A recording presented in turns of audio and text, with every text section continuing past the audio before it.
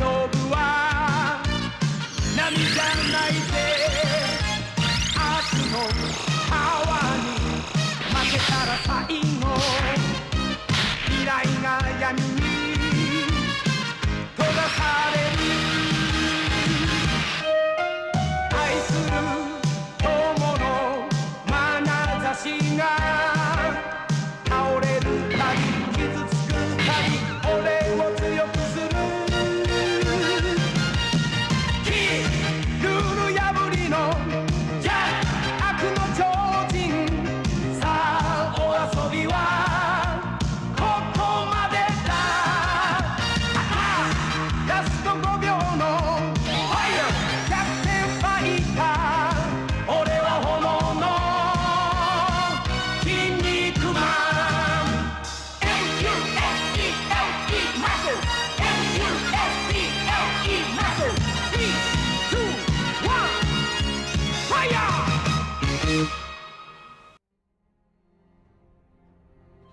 Alright, folks. I am in a mood today. I've been in a strategy mood a lot lately. Hello, people! And so, one thing I've been doing a lot of in my off time, both leading up to the My Chemical Romance concert we had over the weekend, and now, is I've been playing a lot more Crusader Kings 2. Because I've been bit really, really bad by the grand strategy gaming bug. And my options are limited. You know, like my bread and butter has been Crusader Kings 2. No lie, no joke, no hyperbole. I've put over 10,000 hours of my life into this game. You do the math. You tell me how many years of life 10,000 hours equates to. And that's even after Crusader Kings 3 entered the field. Because let's face it, Crusader Kings 3 is prettier. It's certainly got a whole lot of pros. But it doesn't have the sheer granularity and the emergent stories that you get in Crusader Kings 2. You look at these kings of Sicily that I've been grooming for the past week. It's an empire now that stretches from Valencia down to Greece. But these guys could barely live in past their 20s. So it's been a good struggle of trying to grow from Neapolis to Kingdom Sicily to spreading beyond. And try not to spread too hard because the game's too easy. And dig this, right? One thing that Crusader Kings 3 will never have. Really in-depth disease system. Thank goodness that good money and good foresight got us maximize hospital in time the plague came in. And boy did that plague come in. Down the Turin Basin, following the Silk Road right to here. Got to keep the primary royal residence alive, but I lost. Look at that, I lost so many children to the plague. Heir, dead. His heirs, dead. His brother, the new heir, dead, leaving it to his son, me. There is so much passion in Crusader Kings 2. But even with the Tianjia mod, which, folks, I'm going to be honest with you, I don't see... It's about damn time that Crusader Kings 3 is finally advancing its way into Asia, because between mods in CK2 and CK3, it's been a proven science that you could have China and the West Pacific in Crusader Kings, while fitting the mechanics with cool, specific mechanics and without frying your computer. And we got some craziness going here. China wasn't able to fully unify because a Japanese adventurer managed to take over the heartland of China. And so we have Lang Zi at the coast there, holding on against Kanagami's domain. And you know who has the Mandate of Heaven? A Vietnamese power that has a Chinese enough government to form Chinese Imperial now has the mandate, and they figure if China proper is being contested between these two, they're gonna spread out westward into the heart of Buddhism.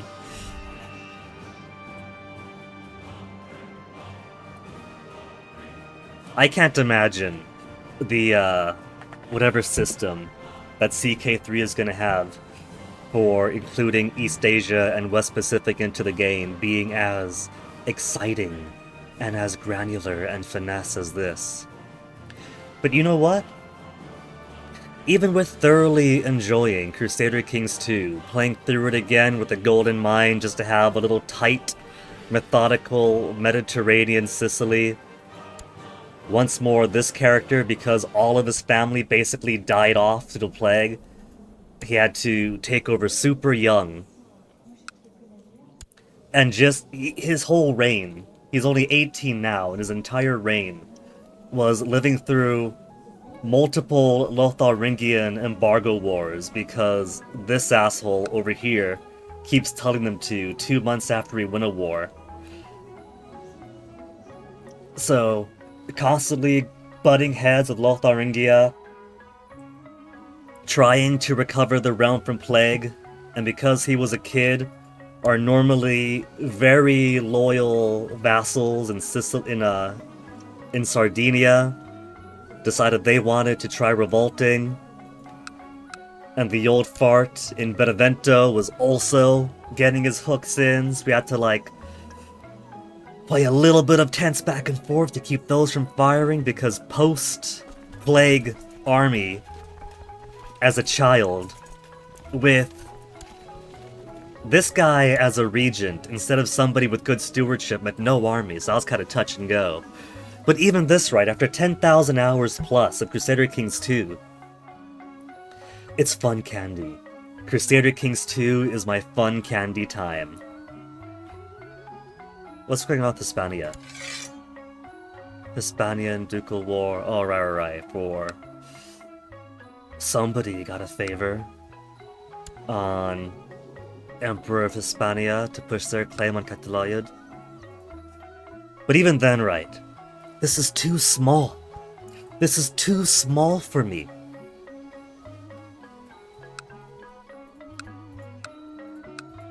There are things that I do like in Crusader Kings 3, like a county isn't just one county and the things are down here below.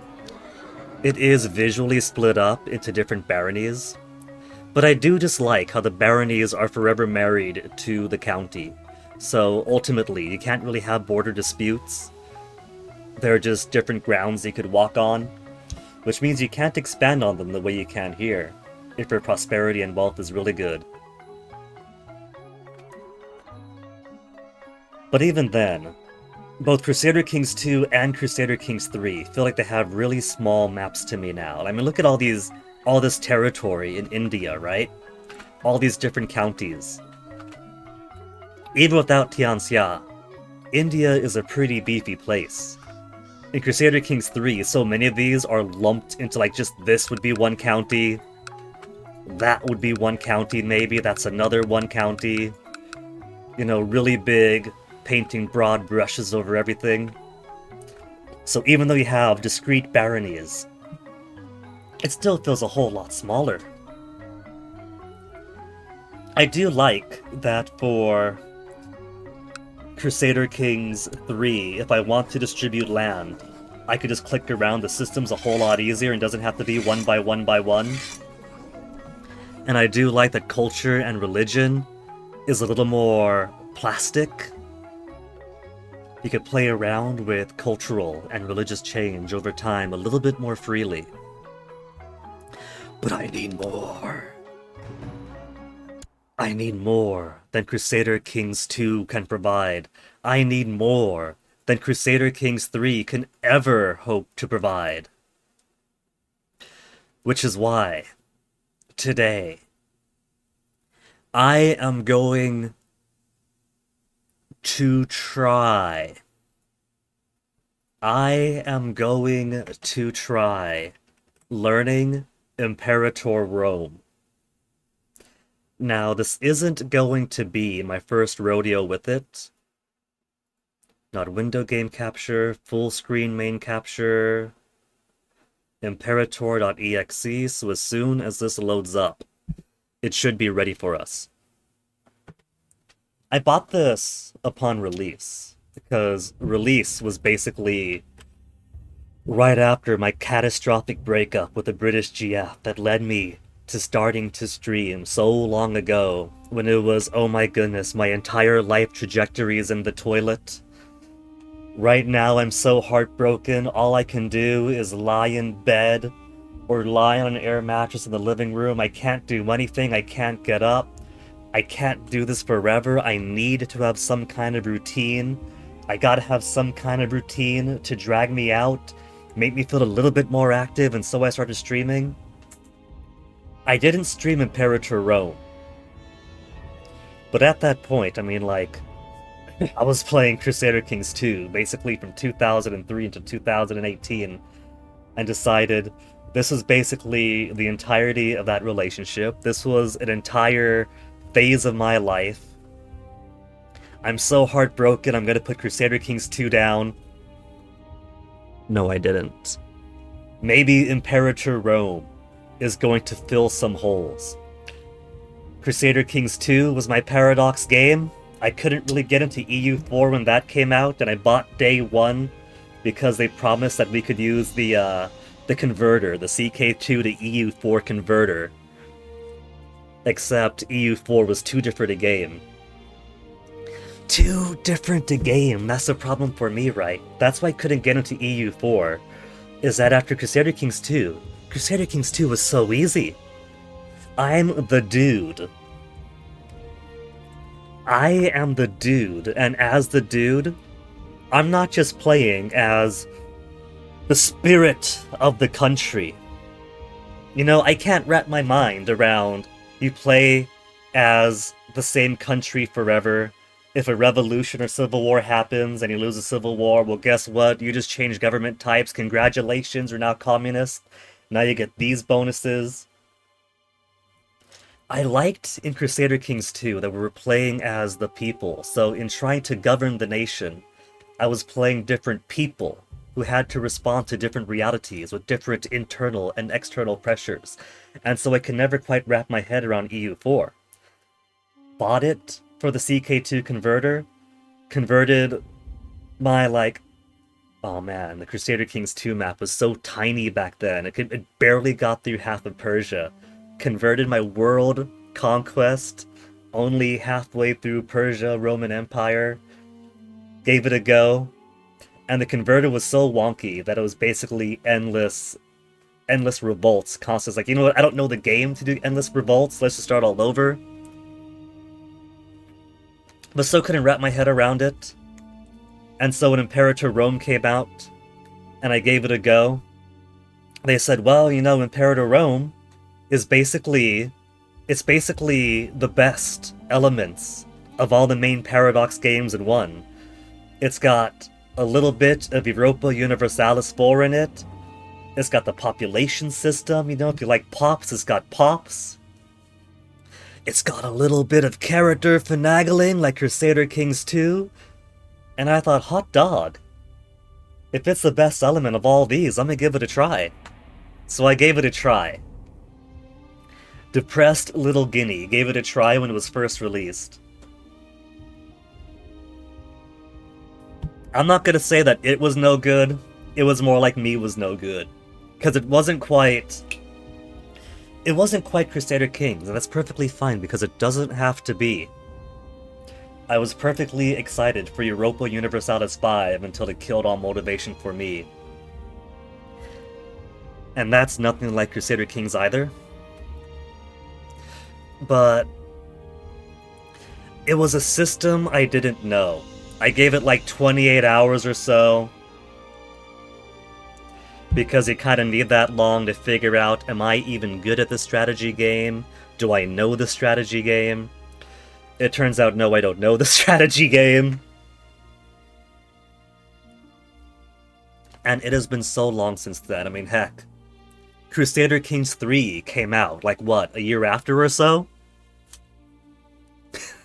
Like, this came out before Crusader Kings 3.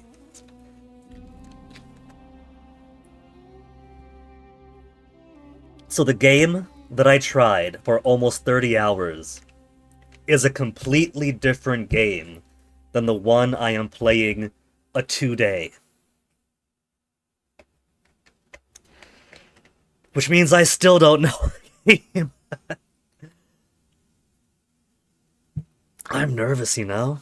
I'm a little bit nervous because streaming Crusader Kings 2, whether it was vanilla, or Tianhia mod, or the Elder Kings mod, super smooth because you guys are looking at the Crusader Kings expert. The expert at Crusader Kings. Move over, one proud Bavarian. Not to start a rivalry there, just like, you know, move over the real pros, the actual pros right here. You mean you can do, like, Hastings to India, World Conquest 15 years? No, real proness. In which I just marry all my relatives off to make things easier for myself. And Crusader Kings 3, when that came out, whether it's launched CK3, not knowing the full mechanics, or doing the Princess of Darkness mod, or Elder Kings 2 mod, smooth, buttery smooth, because it's still Crusader Kings with some changes. A lot of simplification, some stuff I did like, but still Crusader Kings at its heart. This is a system I don't know. As far as I know, I might as well be playing Civilization or SimCity on the hardest difficulty mode. Completely blind, right? Completely brand new. That is how unaccustomed I am to this system. But once we get into it, right? Once the learning gets good, once we do start getting some amount of competency at this game, look at this beautiful Garden's map. Do you see it? The way it curves. It curves like a really thick woman or a really big bottom emo boy. And let me take a zoom into here. I was demonstrating the Crusader Kings 2 map to show not just what I was doing for the past week on my own time, but basically also to put a benchmark of comparison for my expectation. Look at all that land as discrete little pieces of territory. You've got cities where most of the commerce and money-making is being done, where most of the government is, where the people are. And then you have so many rural areas that they could be fortresses, they could be highly agricultural farmland. I see some farm territory over there. It could be something closer to wilderness. It could be something closer to tribal populations, living as they do, with a far more precise, granular level of play. And that is the kind of thing that I've been hungering for, like straight up. I've said it before. My perfect strategy game would be super ugly, you know. I don't want the pseudo The Sims that you have in Crusader Kings 3, where everyone is hunching over, gesticulating, picking their noses, writhing their hands in the air, whatever. I don't want that shit. I want it ugly, so you can fit more things. So you can fit, like, more little locations in, man. That's what I really want in a strategy game. which is a shame that all that granularity is in a game whose system I do not know. So I'm gonna have to learn. I am gonna have to learn how this is done. I want to learn it because I want to play the super granular game, even if it's not Crusader Kings 2. Even if, say, I'm a masochist. When it comes to video games, I could be an absolute masochist. I feel drawn to Syracusa, even though Syracuse is pinched between Carthage to the west, who's already got a foothold on Sicily, and they're wanting this breadbasket, and Rome to the north, which is basically the main character of the game. It's not called Imperator Etruscans. It's not called Imperator Dalmatians. It's called Imperator Rome. They got the lucky nascent status, they got all the missions that encourage them to spread out and become the historical dominating party. But I really like playing as a little guy. Maybe I'll be the one to make Syracuse unite the island and then become the power of Magna Greca, right? But even then, I know that if I try to do that, Agathocles isn't going to be a character whose dynasty that I'm following, right? I wouldn't be playing as Basileus Agathocles the First. He is simply the current avatar in the game world. Much like Civilization, much like Europa Universalis, we are playing as the spirit of the country, or given the era, the spirit of the people, more accurately. It's kind of hard to say, because you manage the pops more than being the pops. So you are the spirit of the nation, regardless of what the big poli-sci heads want to say about nation-states and nations only existing after the diet of worms or whatever else. So, Agathocles would more so be a series of statuses. He's informing what sorts of advantages, disadvantages I get, what kind of stats, how that implies for how I could conduct my internal and external governing. Maybe we stay within Siceliote? Siceliote? It's Greek, it's a hard C, right? Siceliote peoples, maybe the population management makes us more cosmopolitan, more diverse, who knows? Maybe that'll be hard mode when I figure out the game and try playing as Syracuse. The game has other recommendations for who you should start as. Rome, ridiculously easy.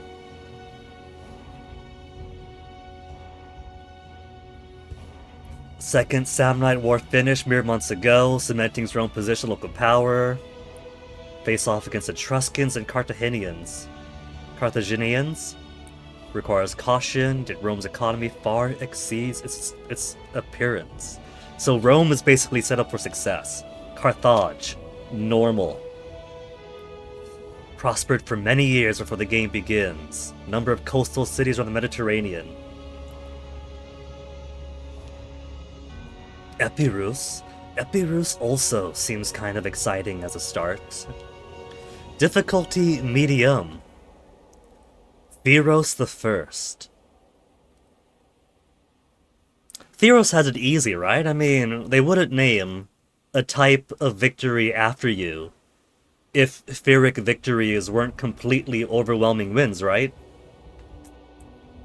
Protected from Macedonia by geography, dominating Ionian coast, stone's throw away from Magna Graecia.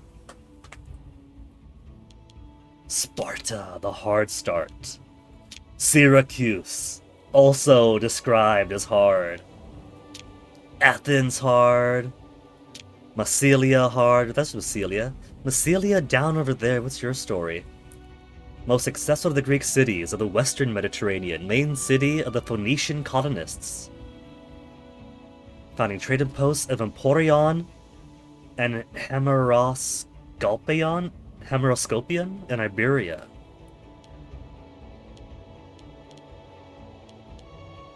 I don't see anything else in Iberia. Egypt, marked as easy. They get all this to start off with. I can see why. Ptolemaios' Lagid dynasty, firm grip on the incredibly fertile Nile Delta. Macedon, normal difficulty. Seleucid Empire, hard. Seleucids got all this, and that makes it more difficult than easy. Antigonid Kingdom, started off big, also started off hard. Thrace, normal. But there's also Kush. Kush looks pretty Kush. We could play as more of the indigenous Egyptian power and try to take back what the Greeks hold. There's potentials over in the Indian subcontinent. Tarim Basin, we could play as Tocharians, back when Tocharians were actually active and not just dying out in the era of Crusader Kings 2. I'm assuming the gray parts, with nobody on them, are areas you can colonize too. Culture map mode, look at all that. You guys know how I play Crusader Kings by now. I like having some cultural richness to the game.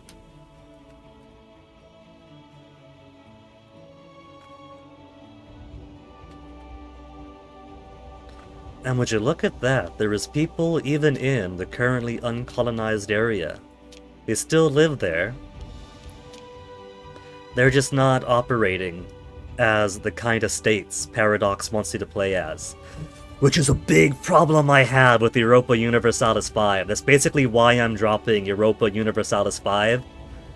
Because they are extremely inconsistent as what counts as, say, something that could pass for a tribal state, and what is merely a society of pops sitting with their thumbs up their asses, waiting for the god kings of Europe and Asia to colonize them. They're really saying that absolutely nowhere east of the Philippines or west of Portugal is doing anything of note.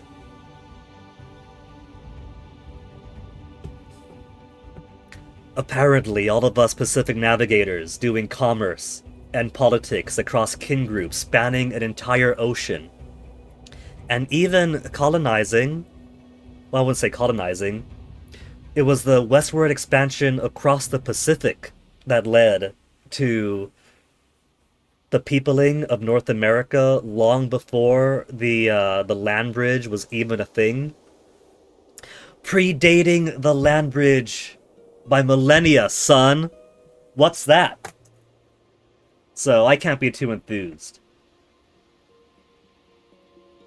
But you know, Europa Universalis 5 is like, what, 15th century onwards? No excuse.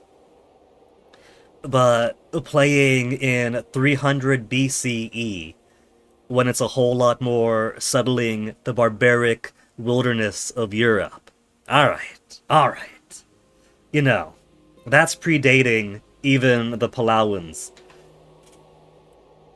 Negotiating complex systems of commerce and influence across Micronesia, where like Yap or wherever else is quarrying large stone money to ship across the ocean to pay tribute to us. You know, this predates that. It's a bit more wild, I can get it.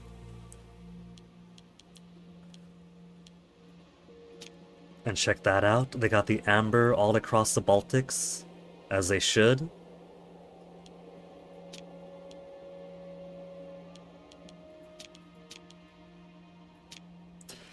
So, The only thing I can do, that was like 20 minutes of doing an impromptu speech about how passionate I am to want to play the game, but how after like almost 30 hours back when this game was released, I do not know the game.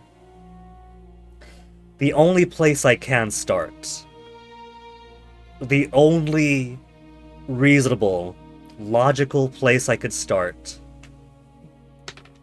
has to be the tutorial. For once, I have to do it. When we were driving on over to San Francisco for the My Chemical Romance concert, I had the beginner's guide on the wiki on how to get started playing the game. And even they're like, play the tutorial. Our tutorial is very good for this. Play the tutorial. Back when I was dating British, she was so neurotic. I got her to agree once to play Crusader Kings 2 multiplayer with me. But the poor bird decided that she would not play multiplayer until she played through the tutorial. As much as I love Crusader Kings 2, it is a 2012 game, and that tutorial is a fucking tech manual. It is a textbook. The tutorial scared her away, and that's why I was begging her to just let me teach her to play. It's a super easy game. If you just focus on a few things at a time, I'll guide you through it. We'll make some mistakes, it'll start clicking. She wanted to jump into the tutorial. The tutorial was a lot more dense. Spooked her off. I am so sorry.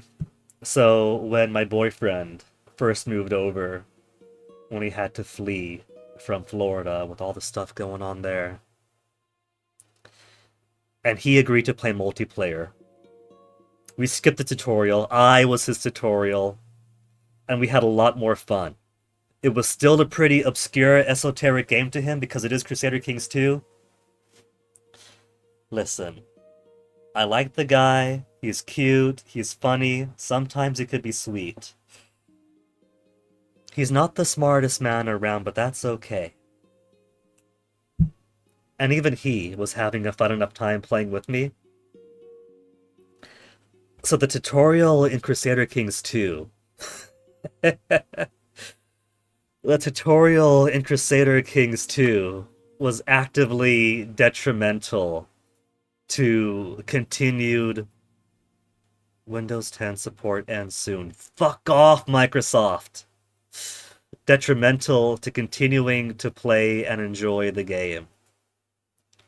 I know that by the time of Crusader Kings 3, Crusader Kings 3's tutorial is a whole lot like dating Guinea and playing multiplayer with him. It's guiding you through scenarios to be like, hey, when you're playing as this guy, you might want to do this. If you want to do this, here's how you do it, try it out, while keeping it in a mostly safe environment. So from CK2 to CK3, they figure out tutorials. This was slightly before CK3. And everyone's like, do the tutorial, do the tutorial, do the tutorial. So let's do the tutorial. We're gonna play as Rome, apparently. Play as Rome and get a list of objectives to complete, to be completed in any order. Okay. Let's do it then. Let's see how good the tutorial is, if the tutorial can actually teach me how to become as much of an Imperator Rome expert as I am a Crusader Kings expert. I can move windows around. I'm off to a good start already.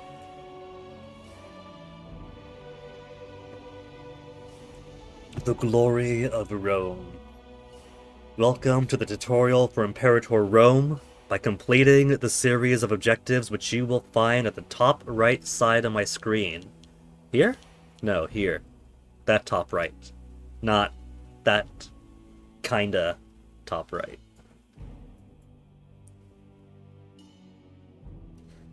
We will introduce you to the basic principles behind playing Imperator Rome. The button on the top right bar of my screen embossed with a wreath. Top right embossed with a wreath.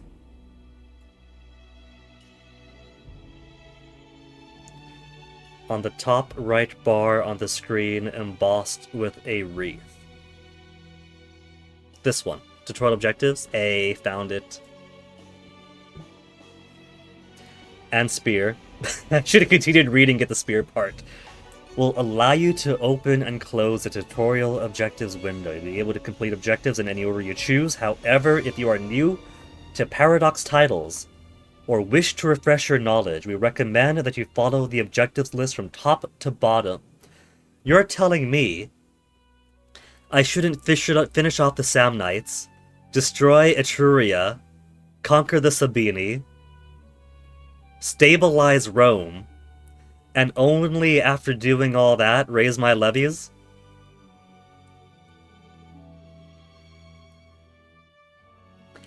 Holding your mouse over an objective and provided with hints on how to fulfill the conditions. When the conditions are met, the objective will be highlighted to show you we are ready to turn in Roma Invicta. Okay, give us a starting sitch. During the tutorial, we'll be playing as Rome. The current date is October 1st, 450 Abbe Ube Condita. 450 years after the founding of Rome. Rome has recently established local dominance, and the stage is set for your expansion throughout the Italian region. For the purpose of the tutorial, I've taken care of a few matters for you. Taken care of a few matters, huh? They put me on easy mode for the tutorial. We will teach you how to cover these areas over the course of the tutorial. Thank you very much, teacher. Click to learn about resources. The one trouble I have is that my computer has a very thin bevel, right? It's a very modern kind of design. So when my webcam sits on top of the monitor, it's kind of blocking. It's blocking some of the elements. I really should find a better place to put it. Except I haven't really got a better place to put it.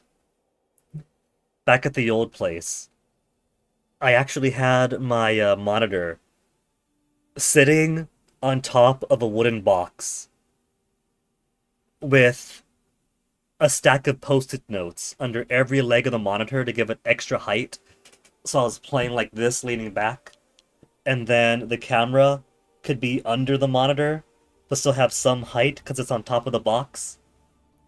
Boyfriend hated it because he's 5'0", and so for me it's just playing like this. For him, it's playing like this.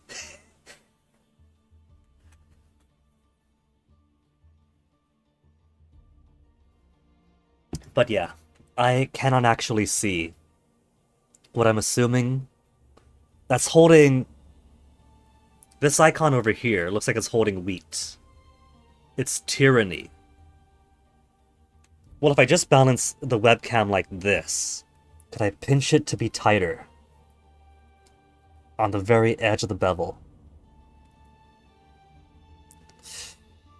It's not a permanent solution, but it does at least leave the elements on the screen more visible.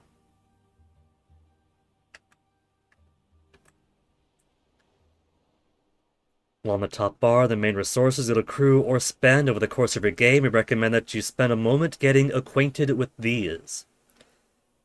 Holding your mouse over them, you're able to see a tooltip detailing some of their effects and uses.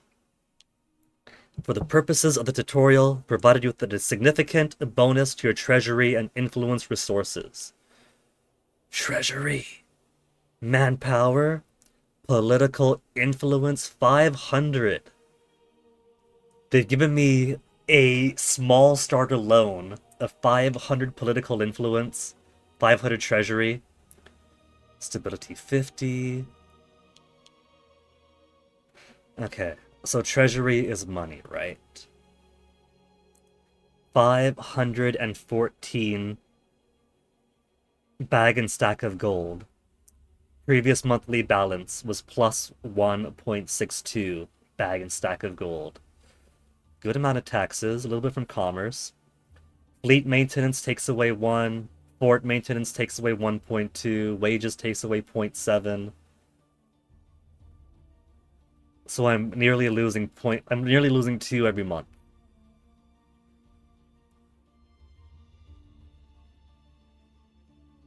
Earning about 2.5, but only getting a bit over 1.5 total. Recruiting armies, recruiting advisors, constructing new buildings. Manpower, 9,357. Maximum right now is 1,874 manpower.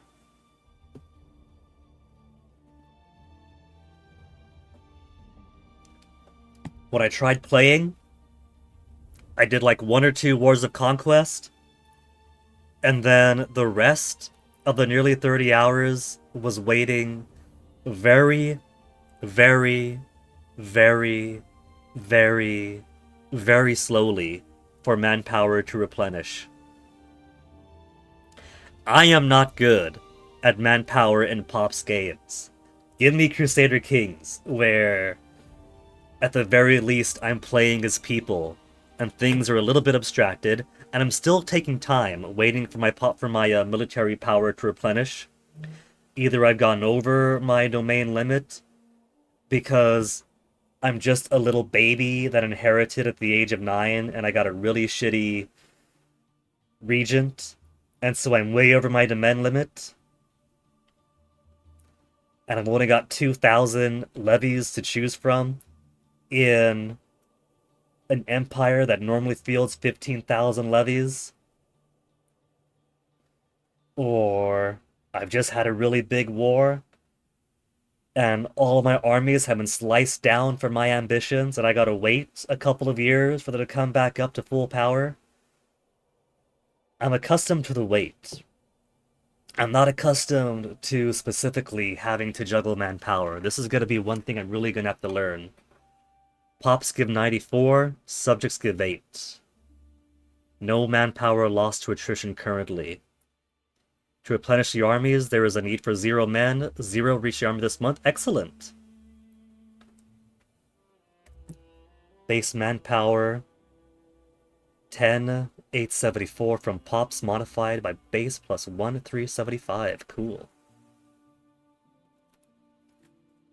The speed in which manpower recovers is modified by Serbian levy plus 5%. Merchant exemptions plus 5%. Ruler marshal 7%. A measure of the number of available recruits a nation possesses, to which to recruit new units or reinforce understrength armies. See, that is bonuses that I did not have when I tried playing as a tiny tribal whatever over in Britain, right? Figured I don't know the game, so I'm going to start small and try to figure things out, playing as a little guy with not too many threatening things around me. We got a whole ocean between us and the Gauls, and all of my rivals around me are of a similar size. So let me try playing as them and figure things out. But they don't get all those bonuses to manpower. So when I deplete stuff, I better hope that those are the lands I wanted, because I'm not getting anything else by conquest for a while.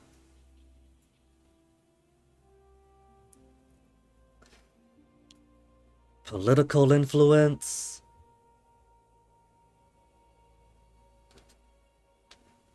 Lots and lots of green bonuses here too. Represents your network of contacts, leverage, connections.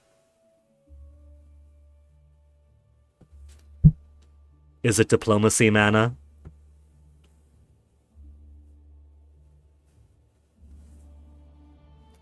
Your influence is generated by your government officials representing their value to your government. A disloyal minister provide less influence. Be careful to treat them well. Influence is used for a variety of actions that require flexing your political weight. Boy, do I know about that. Military experience. Oh wait, the icon's to the left. So that is tyranny. Okay. Military experience is 0. Sussy noob Rome. Trades by plus 36, plus 0.36 every month. Base. Cohort experience average gives 0 right now. Military experience can be between 0 and 200. So it is mana then. Military experience is a currency that increases towards 200 or depletes towards 0 when I spend. Military experience is measure the practical martial knowledge of your country has accrued. Experience is gained slowly over time, but can be increased by average experience of your military units, earned through combat or drilling and war exhaustion, while relying on the services of mercenaries will hamper it. So war exhaustion actually helps your military experience. I don't know if I want to maintain war exhaustion long term though. For my limited experience with games that have war exhaustion, that's how much bullshit your people will put up with as you engage in endless wars, and eventually they'll stop having it. Relying on the services of mercenaries will hamper it. So your own guys go to war, you get more experience. You hire somebody else to go to war for you, less military experience for you. Military traditions can be adopted using it, so yeah, it's a currency to earn and spend. Stability, we're at 50. Perfect equilibrium. Stability can be between 0 and 100. Represents your internal stability. See, that is why I really enjoyed Crusader Kings 2. Because it wasn't just the external pressure of you want more land, but there's these big scary guys that's over on this way that might be preventing you from expanding that way, but you do want to expand because otherwise the big scary guy is going to eat you. And so it's not just a pressure of who's big and scary there, who is weak to gobble up, who's got good things I want to gobble up for quality conquests, but the internal stuff, right? If you or your governors don't match the culture and religion of the people, you're going to get some angry peasants. So maybe you want to put somebody down to govern an area that isn't of your dynasty, or maybe is, if you're putting down a governor who matches the religion or culture of the people to placate them. And if you have vassals, they're going to want to enrich themselves since they're butting heads with you because you want them obedient and in place, and they want to advance their station. And so you have the internal pressure of needing to maintain your internal stability. In games like this and Europa Universalis, it's abstracted. It's a number. Number go up to events, number goes down to events. Whereas in Crusader Kings, the stability is the game. The name of the game might as well be stability. The kids you're popping out, you're marrying them to your vassals to maintain bonds of kinship so they don't join factions against you. That is increasing your stability. When you send out your court priests to proselytize the people to make their religion match the state religion, that is working the stability. It's not abstract. It's the strategy of the game itself. It all comes back to I love getting to roll in the mud with the granular stuff. I don't want a big duchy-sized county. I want that county broken up into many discrete counties you could play around in. I don't want stability to be a number. I think it's sexiest when stability is the game and you trying to survive. It's your decisions, not the button you press. But this is a stability game, and that's why I have to learn it. I'm not going to say that EU5 or Imperator Rome have to become Crusader Kings, I'm saying my experience as Crusader Kings, and boy howdy, am I gonna have a time learning a new system. Aggressive expansion that I do know. Paradox players are wimps when it came to Crusader Kings 2. Crying. See, they'll cry, defensive packs are too ahistorical.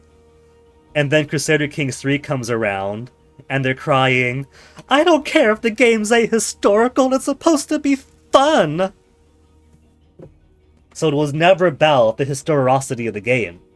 They just didn't like that if they tried to world conquest, you had to deal with big defensive packs against you. That Crusader Kings game that I showed off earlier in the stream when I first went live, where I was a Sicilian power, stretching across the Mediterranean, from Valencia in Hispania to Epirus in Greece. Know what kind of defensive pact I got? Nothing I had to worry about. Because even by the time I got defensive pact, it was only a few people who cared, and they weren't people who I cared to conquer anyway. The people I did care to conquer, Hispania, Lotharingia, who managed to claim a territory in Barcelona, the Byzantine Empire, they were so big that they weren't giving me defensive pacts against me. They were giving me opportunities to do great invasion. You're big, they're big, butt head, see whose dick is bigger. So, there were always ways around defensive pacts. I always thought defensive pacts were a good thing. Early game, they're not bothering you. You gotta be like a huge kingdom or a decent empire to start pulling people into a big threatening pack. And by that point, you have enough armies that you could steamroll over them, or if they're really threatening, you either direct your attention elsewhere to those who aren't in the pact, or you choose a target who was small enough that you could steamroll them even easier before the rest of the pack jumps in. Or you choose who to marry. Your family is the best currency of all. Sell your mother off to the 2-year-old king of France for them to be married in 14 years, and he's no longer in the defensive pact. Pull somebody into a pact, and then break, or out of the pact and then break the betrothal to make them a valid target without defenses. There were always ways. Or, if you really gotta go toe-to-toe with the defensive pact, then you buy a favor from some infidel prince, and you give them a nowhere barony, and you push their kingdom claim. Because if you're going to go to war against half the world, you're going to make it be worth it and take a whole kingdom in one go. And then when that prince has been crowned and he's super grateful to you,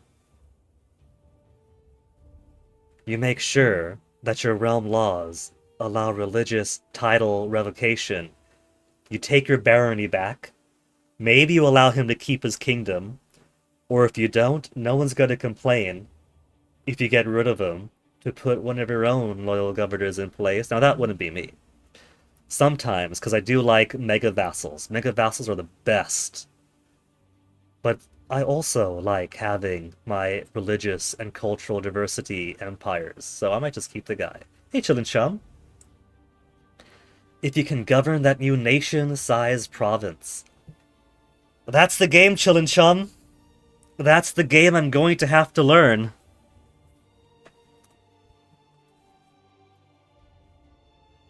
So, aggressive expansion, I am on board with.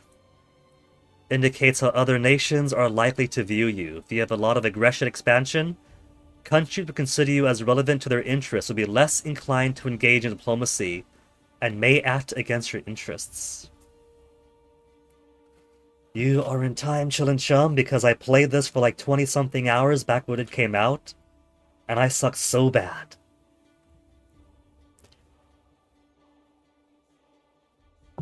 I sucked so bad at this game. So bad and so hard at it that you would think that this game was canonically emo. War exhaustion, kinda familiar with that mechanic. 0.00 out of 20, so 20 is the limit in this game. Changes by 0.16 in the negative each month. That peace and ruler's zeal can come from attrition and from lack of casus belli when starting wars. A lack of what? A lack of what? A lack of...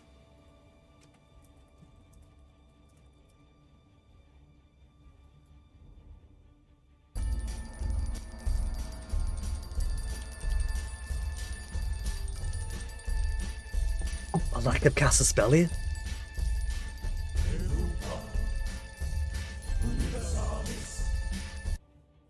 Okay. Tyranny, have no tyranny. Interesting that tyranny is represented by a hand, a fist, holding what appears to be wheat. The level of oppression within the country, various actions that could increase it, but currently in the negative, base is 0.02 loss, high set its support, loses you tyranny. So, who in the current administration was an Imperator Rome fan? Must have been JD Vance, right? He strikes me as a grand strategy player. If the Senate supports the tyrant, then it's perfectly okay. Support in the Senate is 50. Seats in the Senate are divided between its 3 parties.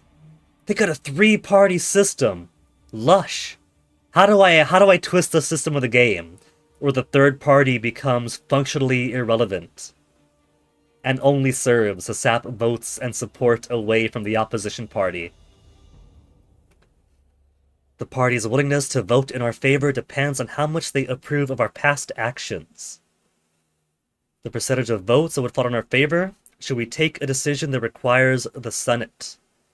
Optimates 27.92%, Boni 14.57%, Populares 7.49%.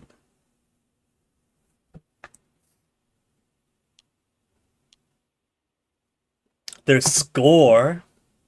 Do you think people actually play Paradox games for score? Most of my awareness is the Crusader Kings. I don't even know if Crusader Kings 3 has score. I know Crusader Kings 2 did, and it was kind of interesting when you resign a game, because you had to resign to go back to main menu, and it would compare you to different dynasties throughout history based on your score. That was kinda cool. But I figured, like, Hearts of Iron players, just like recreating Nazis, Victoria players, just like doing their industrial colonialism. I don't think I've really seen people speak about score in Paradox games. You think that's the one way we get Macaw to play a Paradox grand strategy? We hype up the score potential. Ledger. Love me a good Ledger. CK3 does away with the Ledger, but I actually loved going into the Ledger, at my leisure, in Crusader Kings 2, to compare myself to other rulers. The closest thing Crusader Kings 3 has to that is... what is it? The Court Grandeur. The list on the side about where you rank in the Court Grandeur. That's basically it. You can't really go through the ledger and compare your realm to everybody else's by realm size, military might. That stuff is useful information, right? Sometimes you might want to look at who's got the actual objective big military. And sometimes it's just really cool seeing who's got the bigger dick, or whose religion has the bigger dick. Or if you're like me and like to play as the underdogs, whose religion has the smallest dick. Yeah, that's right, we're the ones with only 5 counties in the entire world. Eat that! And then you do your world conquest, and your tiny little 5 counties religion spreads out to slowly become the biggest religion of the world. EU4 custom nation, which Australia is already united in 1444. You'd think so, Chillum. The guy's got a very international taste when it comes to games. He loves Australian developers. Like, part of his passion for the Phantom game being so shit and wanting it to be better and pushing so hard to explain how it could be better and trying to hype the game up was because it was Australian devs and he wanted the Australian devs to be good. But when it comes to the games itself or the stories, man, he is all over the place. Iranian puzzle games. He was playing an Iranian puzzle DOS game while I was sitting in the MCR concert waiting for them to begin. What the heck, man? Well, I'm not even I'm not even in town in front of the computer to watch him. Or Argentinian Falkland strategy games, RTS games. The man's got no geographical limits. But I do love me a good ledger. The big thing, though. The big thing with Macaw playing a strategy game.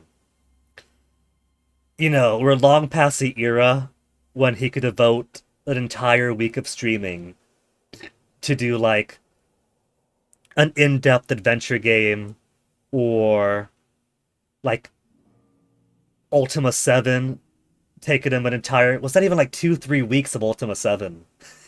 That one took him a while. It's been a long way since those days. And so it would have to be a strategy game that he could finish within one night.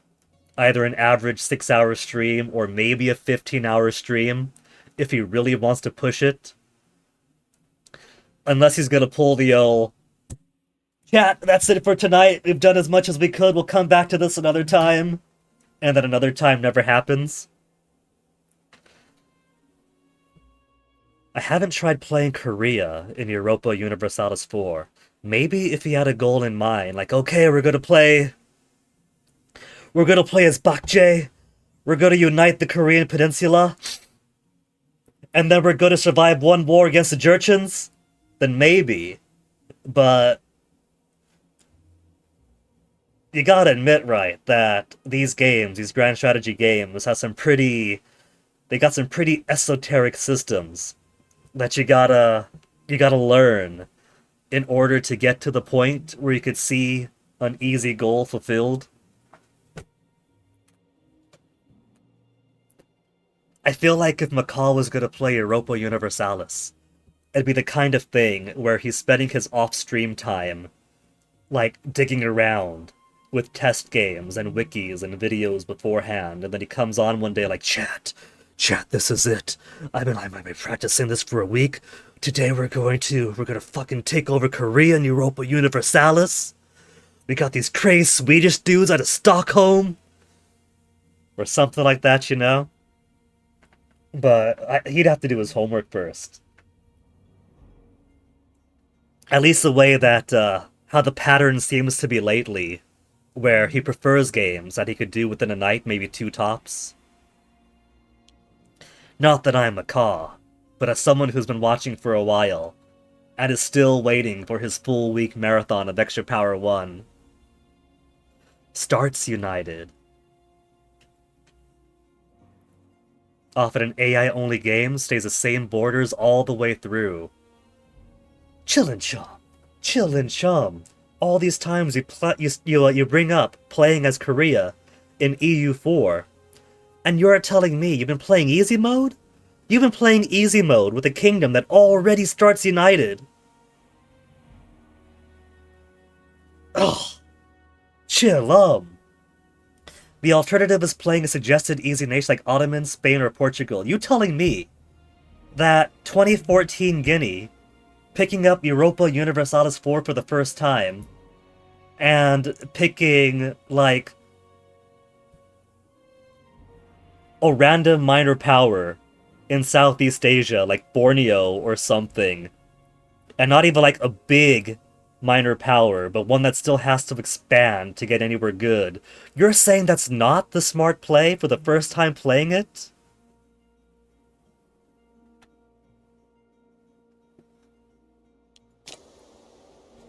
Okay, so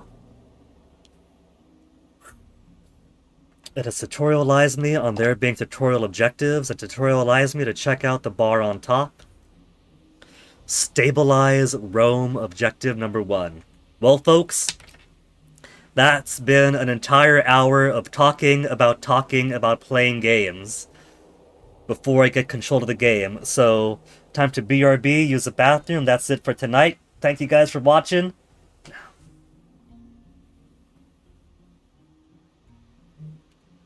Not so easy for you, you've gotten better.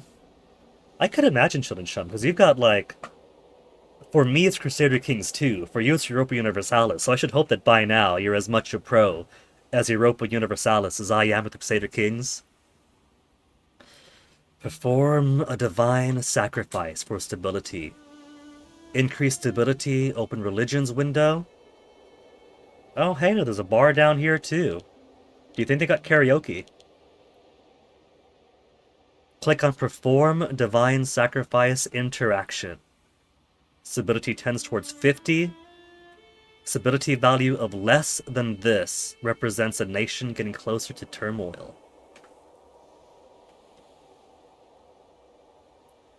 Religion, it said. Yeah, what else have we got? The Macro Builder.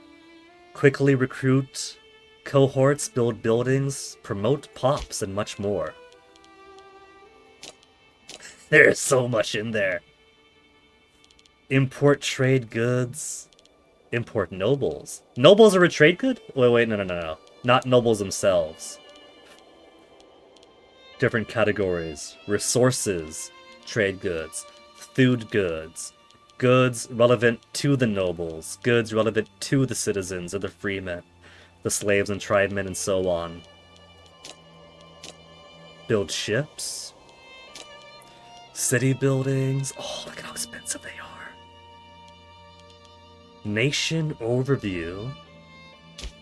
Population demographics, list of the provinces it contains, can also set or change my national ideals.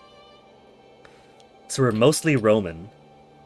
So we are Roman, mostly Italic, some Sapian, some Italiotian, primarily Hellenic with a very tiny Jewish population. You can name every single one with both hands. And a ratio of my citizenry. 33% freemen, 34% citizens. So citizens, freemen make up 2/3. Slaves, tribesmen a little bit. Nobles, tiny noble population.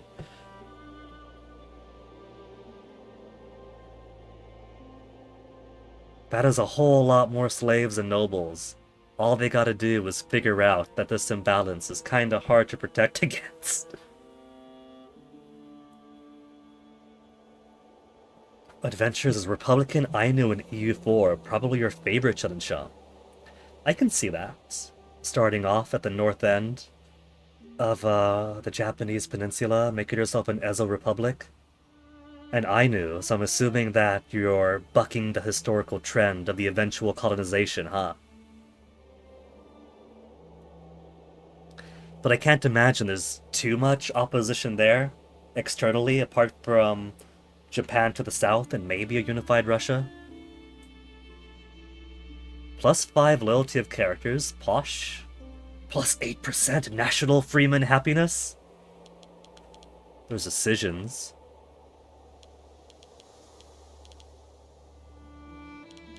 Couldn't do it militaristically, so you had to learn the diplomatic game. That does sound fun and exciting. See, that's the kind of thing I like in the strategy games, where you have a thing you want to do, but there's some kind of pressure, so you gotta find some other way. That's why I love the character robustness of Crusader Kings series, especially number 2.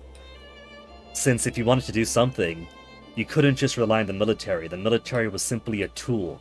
You had to rely on your interpersonal politics also to get things done. Maybe you don't care about the heathens across the sea, but if you want a war with the heathens across the sea, you at the very least had to manage the people inside your own borders.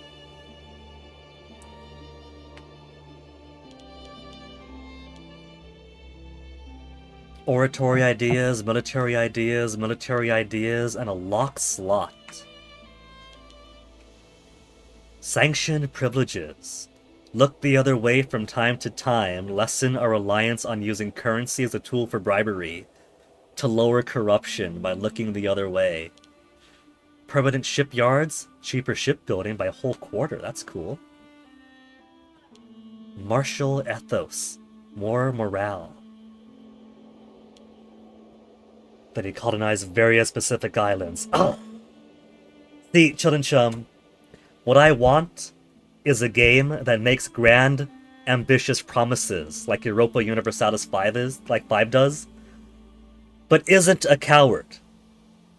They are cowards that refuse to allow me to play as, like, a little Palauan or Chamorro entity that wants to unify its kin groups across the islands, across the seas, across the Pacific, to form, specifically,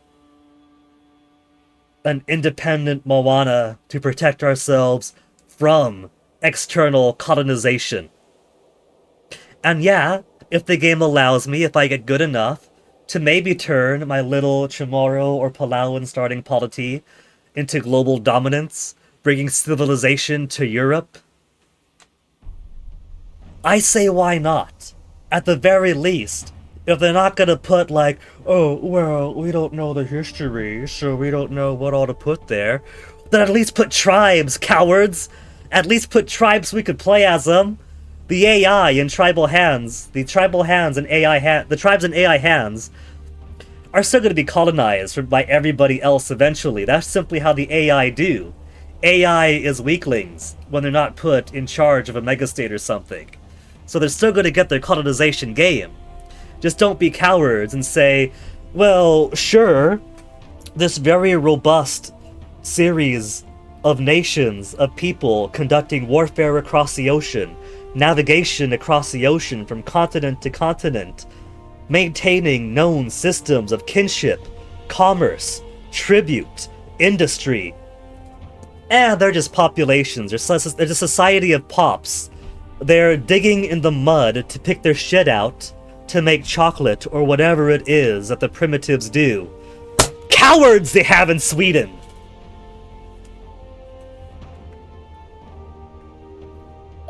I'm getting sidetracked again. Chillin' Chum, you bring up colonizing the Pacific. You're reminding me of how much I want to do the outwards colonization from the Pacific game. But we don't have that game yet. We don't have that game, so I can't get distracted by the game we're not playing. And this is a whole lot of stuff. There's tabs within tabs, so even if I look into these other menus, it's all Greek to me. I'm hoping the tutorial is going to teach me about how to speak this language. Missions not available in the tutorial. Okay, so first off, my stability is that's a support or exhaustion. There, stability is the scales. Baseline 50 plus 0.16 each month, but they wanted to get better. Perform a divine sacrifice.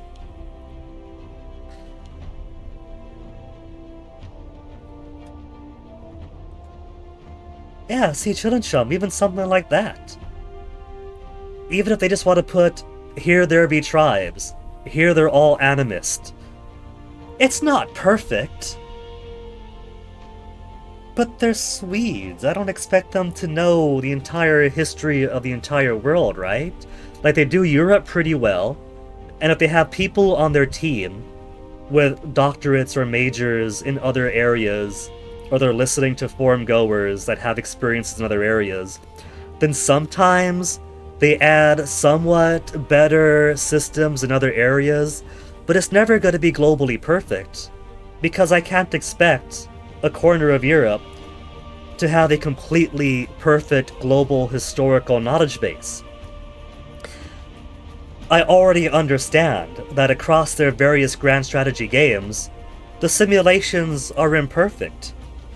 It's simply a measure of the different grand strategy series that they have are different simulations that try to simulate the history with different systems.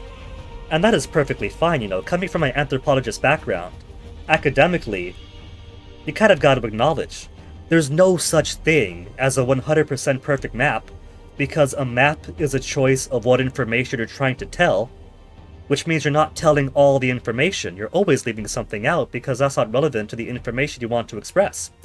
Simulations are never going to be perfect, but if you could try to, you know, perform whatever simulation the simulation is trying to get done, be it a historical, could it have worked this way, or a video game, here's a way to do war, have fun. Different ways to do it, so I'm perfectly fine with the idea that Europa Universalis, Crusader Kings, Vicky, Hearts of Iron, completely different games and lots of overlap, but they're different systems. Perfectly fine. Just let me play the people I want to play! Let me play within your system! We weren't just sitting around, thumbs up our ass, jerking off, sipping on coconut on the beach, waiting for colonists to come in. You know, we actually had the surprising positive relationship with the British, because when those goobers were trying to sail around the Pacific and crash on our islands, we were like, hold on, let's put a pause on this war for a second. Who's crashed over? Come on. Bring them to shore, we'll fix your ship up. Take care of you guys for a bit. Our prince here, little Lee Boo, he wants to see a barbaric land. Take him to London for a bit, you know, have him see the world. You know, we're people. We're people with our own politics, our own commerce, our own ambitions. We weren't just like sitting there unga bunga. It's insulting. EU4 allows you to do custom nations on colonized lands, if that's what you're looking for. If I wanted to go back to EU4 and learn the system that I don't know, I gave it a try, I don't know it, then maybe that would have to be my route. I stopped keeping up with Europa Universalis 5 dev diaries when I realized, oh shit, this is a direction EU5 wants to go, when fucking half the world is just terra incognita, here there be natives to colonize, go take them over, Skippy. And the forum was like, what are you complaining about? This is simply the way it is. There was nobody over there, what do you want them to do? Well, you want them to make a new system? No, I don't want them to make a new system, I want them to use the system for the people that are there! I might have read that maybe there was going to be a rule about, oh, you could put tribes here if you really wanted to. I don't know if that was a, we have decided we're going to put this game rule in thing, or if that was a, maybe in the future we might put this game rule thing. If they want to put a game rule that Society of Pops could be tribes, and the map could actually be robust, then sure, maybe I'll have my interest in the Europa Universalis series again. Like I said, they've got the kind of similar thing going here, where there's lots of land that hasn't been colonized. But if you go to like the culture map or the religion map, there are people living there. There are people living on these uncolonized lands. They're just not a filled-in state, right? They're not a barbarian tribe that matters to the simulation of the game. Makes more sense for 300 BCE.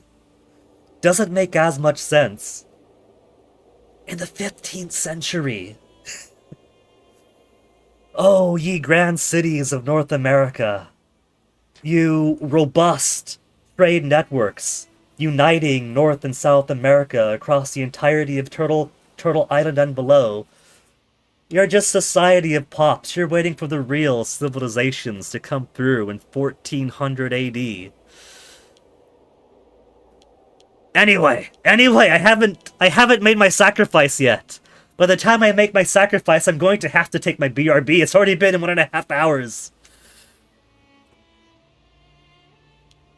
We have a pantheon of Mars for the deity of war, Mercury for the economy, Jupiter for culture, Ceres for fertility.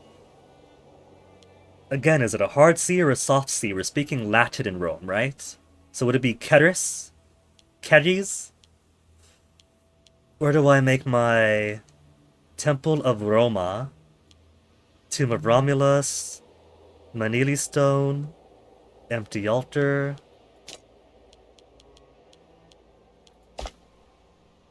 Religion View. Click Perform Divine Sacrifice. Reliquary. Oh, those aren't just icons detailing things to the right of them. That's the actual button. Invoke Devotio. If we had war exhaustion. A great leader vows to succeed at all costs. But I don't have war exhaustion, so can't do it. Perform divine sacrifice. You're bad. No, it's perfectly fine, Chillin' Chum. It's perfectly fine to spark conversation on the stream. As one can see, it is a subject that I can get a little bit passionate about. And it's been a little bit since those particular dev diaries. So, you know how, like, a day later, after somebody tells you off, you're like, oh, I could have sold this to them. It's been a few months, so I finally have the words formulated to express my sincere disappointment in certain game dev decisions. I get it. Game development is a constant juggling act of decisions you have to make. You can't do everything. But sometimes it's not the decisions I want. Perform that divine sacrifice. Gives plus 0.15 to my stability change, or the next one. The next divine sacrifice is double the cost. Costs me 43.5, whatever that is. Political influence. I spend my political mana to perform a sacrifice.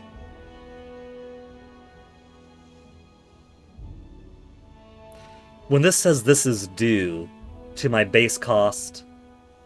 Okay. Base cost and then modifier. So it's cheaper because Legis, Genucii, and Pontifex Maximus. Okay. Please the people with the blood sacrifice to the gods.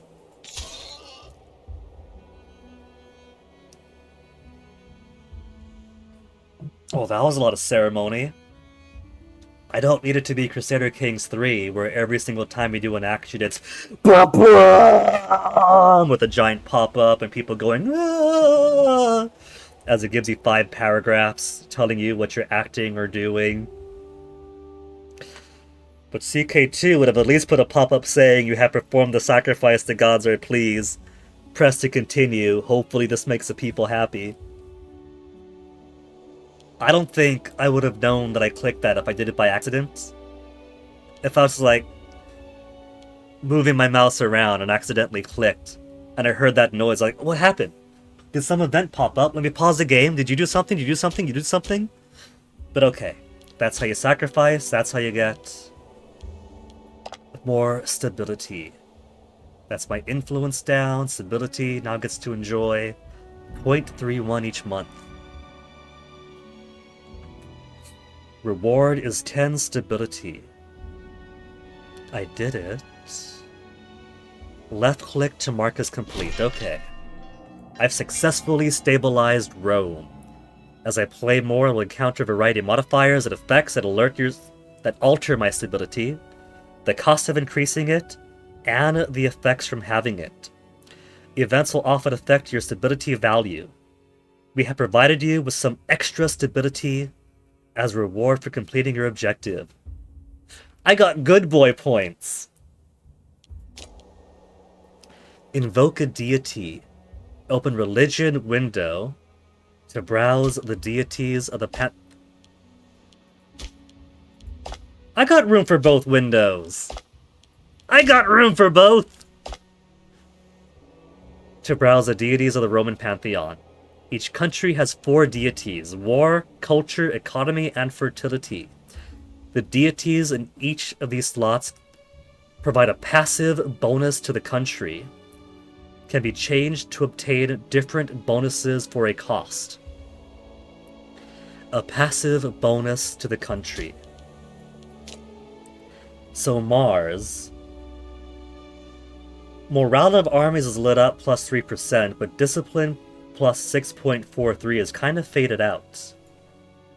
Mercury is much the same.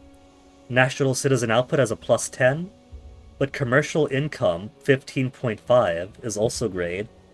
Jupiter, popularity gain, ruler popularity 0.06. Aggressive expansion is faded out. Serious population capacity gets a boost. But global monthly food multiplier is grayed out. Does that mean that it's not in play, or is that a secondary thing I have to unlock?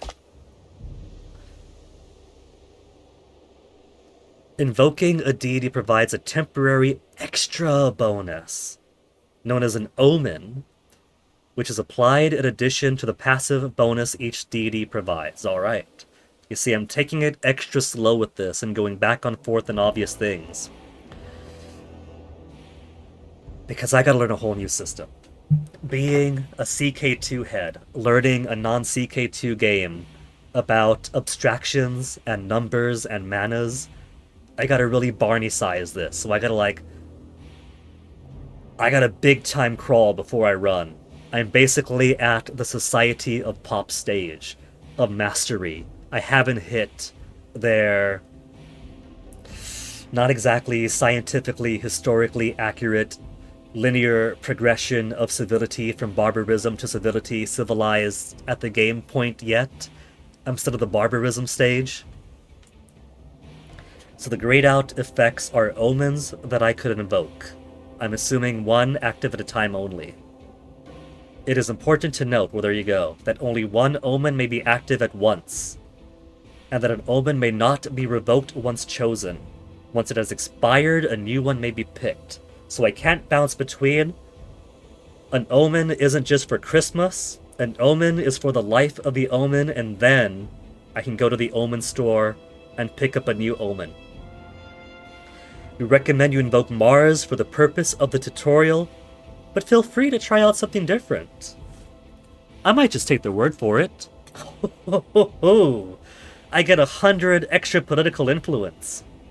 I might not know the mana paradox games as well as the interpersonal character interaction, the one good one paradox game, but I fumbled around enough in EU4 getting nothing done to know that that's a hefty bit of change for where I am right now. Chillin' Chum sitting there on 600 political influence, being like, 100 extra mana. How quaint. Darling, look at the peasants. They think they're people. Okay. They recommend Mars for army morale. For discipline. For discipline, 6.46. I could also try for commerce income. Aggressive expansion lowered. I don't really care about that too much right now, plus it's a tiny bonus. But global monthly food modifier sounds really good. You guys, if you're long runners, have seen me do like Sid Meier's Alpha Centauri or Tropico 6 or other games where supplies are really important. And the one prevailing truth across all eras and fantasy worlds is that everything begins with food. You have a surplus of food, you're keeping your people happy. You're keeping your people happy, your governing is easier. You got a surplus of food, you could maybe have a surplus of commerce. You know, everything is down to food, right? So it's tempting, but for the sake of tutorial, I'm gonna go with them. I could replace the deities, replace this hedonic deity. I could use Neptune instead. A war god devoted to the sea. Or hero god Hercules. I'm pronouncing it as it's spelled. I guess if you're in Epirus or elsewhere, it might be Heracles. Castores. Starting experience for cohorts, morale of armies up. Apollo. Integrated culture happiness. I could sort by religion. Right now they're all Hellenic. Is that to say that if I had a more cosmopolitan, multicultural realm, I might have foreign gods as part of our national pantheon. That's actually pretty cool. Now, I've been doing my homework over the weekend while we're on the drive down to San Francisco for the My Chemical Romance concert, or in the like 2 hours between the opening act and My Chemical Romance actually starting, and a little bit here or there, reading up on like tropes pages, what they consider game breakers, or current strategies, or obsolete strategies, or reading the wiki for the beginner guide, or different, like, mission involvements for forming this nation and that. And everything seems to suggest that you kind of eventually want to basically make things hegemonic, that you're not exactly building people into your empire. I don't quite understand the game yet, so this is me not understanding the game, reading outside stuff, but it kind of feels more like I'm exploiting the people that I pull into my empire, chew them up, and then spit them out to be the next other. Maybe it'll make more sense as I go through the tutorial and try a few practice games. Maybe my dream of a multicultural prehistoric empire, I guess not exactly prehistory, is it? Multicultural antiquities empire, but is somehow still stable and secure, is actually possible.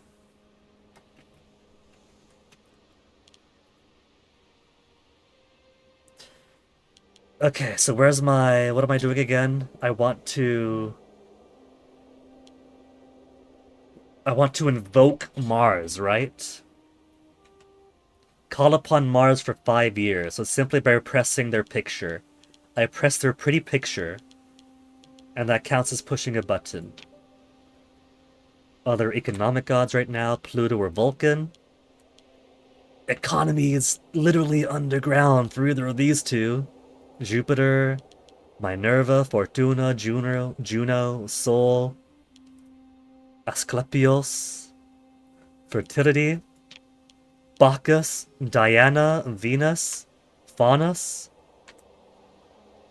Where's Undala? Does she not count for fertility?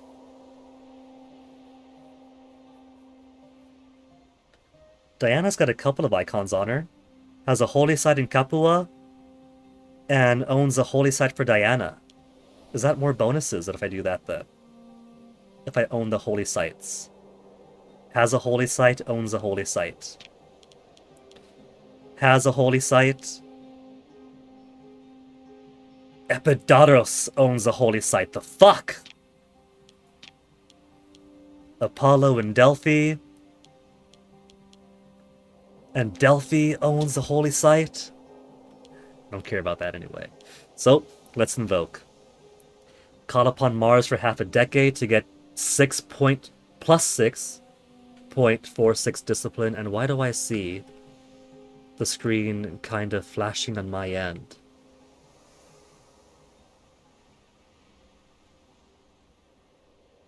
Bizarre.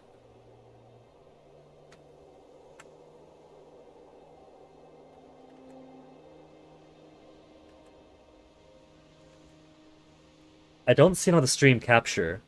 It's like the outline of a blue box in the middle of the screen, like stretched across it. But if I tab back to the game, yeah, it's like there's a window trying to open.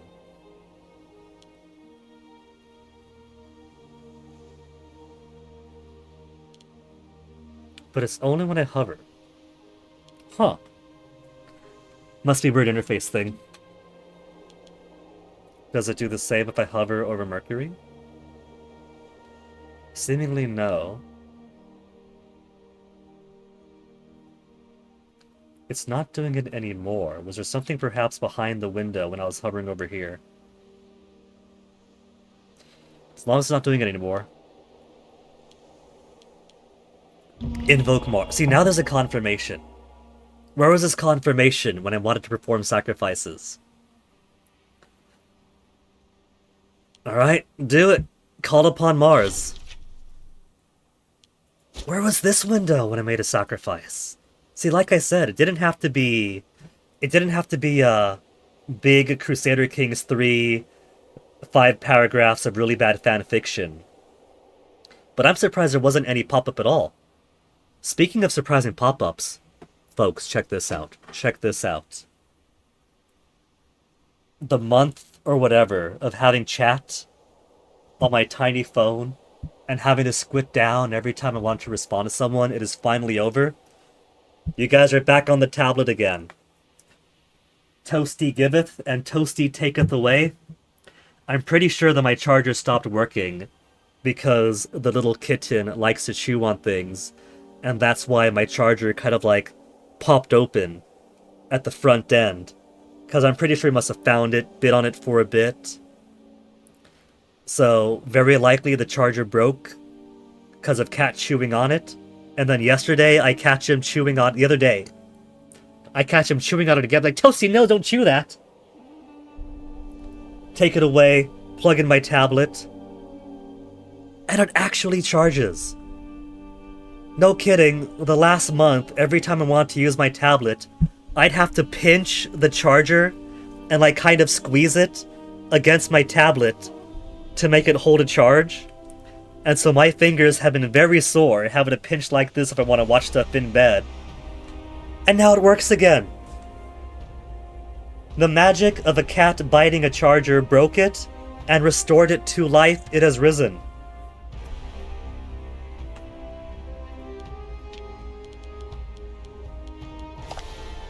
So, invoke a deity, done. The gods have truly blessed us, now Rome is ready for war. We recommend that you check out other omens to get an idea for what else you could use in times of need. More political influence. Build a port in Capua. You see, when I was doing my Crusader Kings game that I showed off earlier, that I was doing my off time, I started off as Spartanos in Neapolis. I think it was the Iron Century start date. Because I kind of like some familiarity when I do Crusader Kings. So often I'll start after the Norman invasion, so at least things look similar. And if England is going to switch to some other thing, they better earn it. And like, too early a start date can be fun. But I kind of like my history goes out the window to be after I unpause, and then we start going off the rails, not right off the bat. I was going to make a custom kingdom of Naples. But of course, it starts under the Byzantine Empire, and so by the time I conquered enough internally and externally to be able to form the Kingdom of Sicily, I was like, man, half the duchies on the boot of Italy are already viceroys because the Byzantine Empire is above me, and he's going to make viceroyalties and issue them out to me because I'm the head honcho here. But if he makes Sicily as a kingdom viceroy, he's going to give it to anybody else. I can't guarantee that's going to be mine. Whatever, form the kingdom, make my independence. Neapolis, Capua, it's fun times. I see Pompeii's right there, before it becomes Amalfi. With Vesuvius hovering in the horizon between the two. What's the nomenclature in this game? Do you call these counties for individual pieces? Territories? The two lands. The two clays, as Pullen Ball says.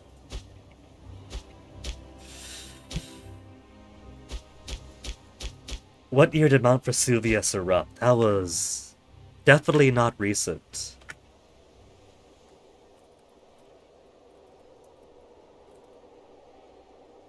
'79 AD.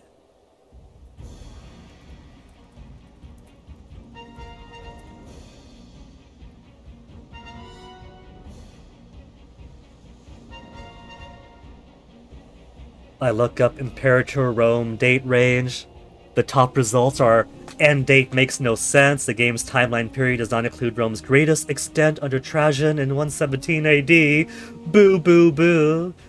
Timeline disappointment. Our Imperator. When does Imperator start and end? Finally, the question I want answered. Why is the time span for Imperator Rome so short right underneath it? 800 years before the start date of Seek. Aww. I got excited by 800 years. Ends roughly 27 BC. You can continue playing past the end date 727 after Rome's founding 27 BC. It is much earlier than the 867 or 1066 AD start date in Crusader Kings. I won't suggest you continue the game for another 800 years as the game runs slowly, yada yada yada, as with all Paradox games.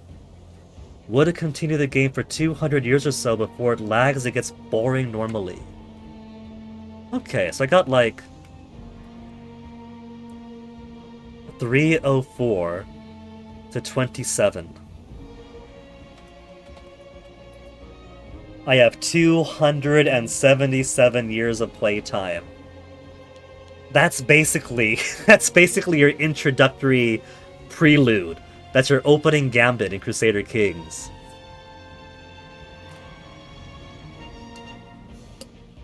Especially since I like to start small. That's just getting your little nowhere backwards county family to finally have some significant power and be a regional player. Build a port in Capua. Build a level 1 port in Capua. Ships can only be built and repaired in a port. At the start of the game, these only exist in a select number of territories, but new ports can be built and land under your control. Let's build a new port in Capua. Click on Capua, open the Build tab, select the Port Build button to begin construction. As a reward, I'll gain Navigare Necessi Est for a quarter cheaper navy maintenance. Okay, Capua. So I click on the province. No, province of Campania. Medium-sized administrative map division below governorship. Part of an area belonging to a specific country consists of one or more territories. Okay, so in a country, there are territories that make up an area. No, areas. Part of an area belonging to a specific country. So territory smallest bit that makes up a province. Then governorship, area, country? Reading this right?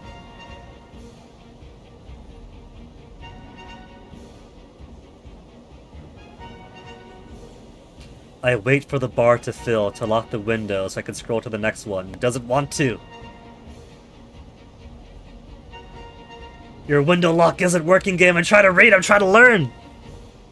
There's gotta be a setting for that, right? Like, I had to tweak that with Crusader Kings 3 too. Interface, GUI scaling, language, province names always on. Game? Edge scrolling, camera face. Oh well. Resume. In the province of Campania. Is there a province map mode?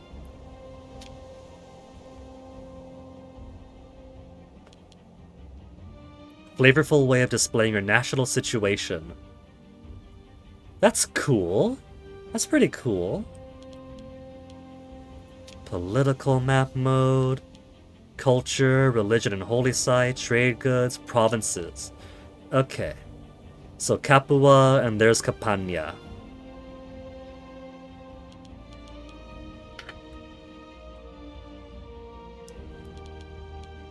Supply, fortifications. Could I add other map modes? Because there's a whole lot of empty space there.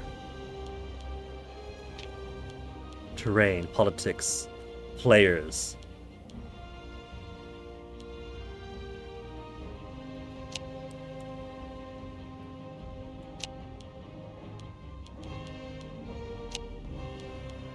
Could I drag these down? There we go. Hey! Provinces, regions, simple terrain. Let's toss that in too. Climate, population. Diplomacy map mode. Let's put you in also. I bet you could be useful. Barbarian power. Trade routes. Do love me a good trade route map. Fortification, supplies, civilization, opinion.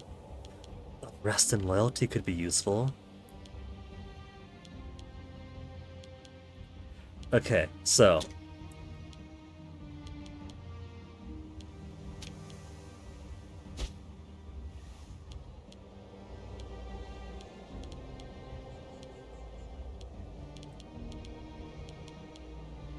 Provinces like that.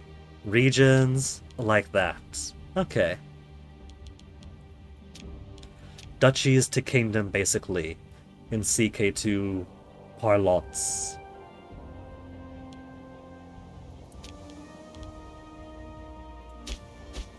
Not Pompeii. Capua. Population output is lower here. Base is already minus 30%. Local autonomy is a further minus 36. Civilization value and Marcus Valerius Corvus are aiding it. Governor of Magna Graecia. But not helping enough. Could move pops. Let's see. Capital of the Roman Campania. Reap the benefits of trade and primary target of slaves from conquest. I could relocate capital to Campania from Rome. Temple of Diana's here. City, tactical, possible buildings. There we go. Tax office, training camps, marketplaces. Where's my boats? Ports. More population capacity, ship recruit speed. You gotta recruit the ships off LinkedIn. Migration attraction, pop migration. Oh, port currently present. Building another port will cost 121.5. Okay, let's do it. Q plus 1. It's only queued though, so 180 days. Just like in Crusader Kings 2, it takes time. Build a level 1 port. And we gotta wait for that. And then build 15 ships. In a territory with the port, that'd be Capua.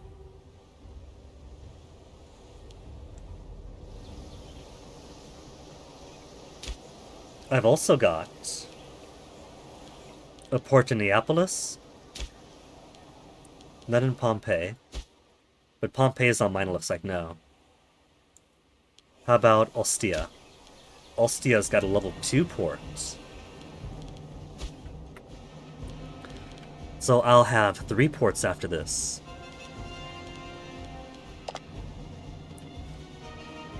Build ships until you have a navy of at least 15.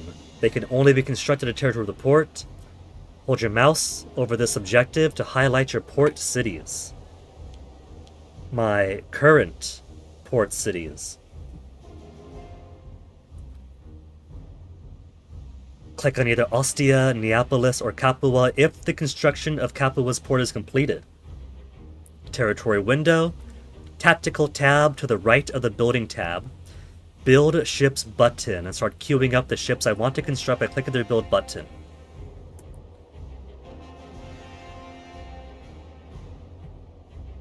Would that only be for that territory though?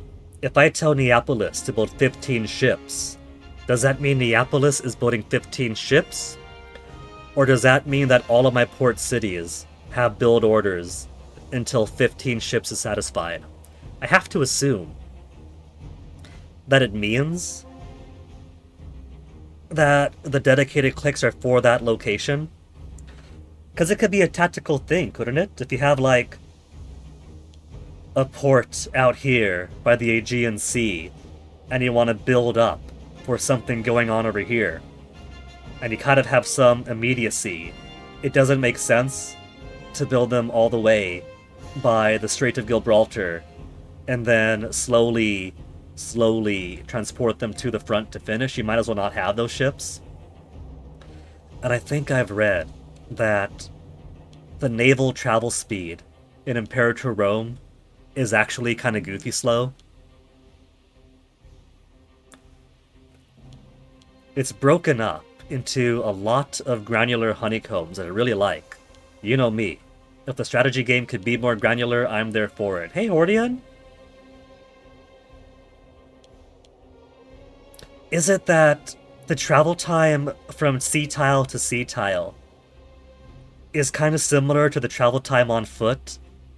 So what would be days or weeks of travel time on sea in-game is like weeks or months? Back to world conquering, I know, Hordian.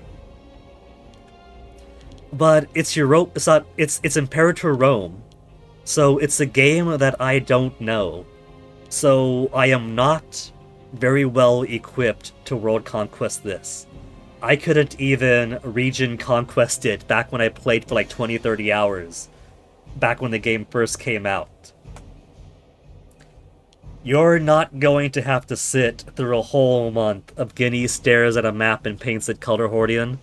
Because this is me just doing Imperator Rome preschool. We are in preschool right now. I got loads of treasury. They also want an aqueduct in Rome. Buildings are an important aspect of Imperator. To take a look at the various buildings available to you, click on Rome, open the Build tab. Aqueducts increase your capacity to support additional pops. Important to infrastructure.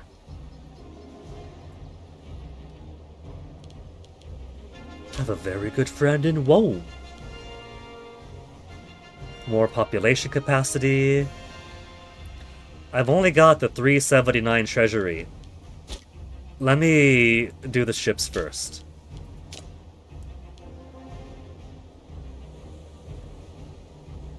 If this is a port, you can also start constructing new ships here. Okay.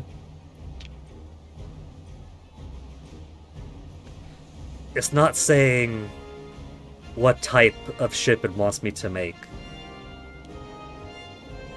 Yet. Well, don't forget, Hordian. I've also got, I've got Just Cause 4 in my Steam library.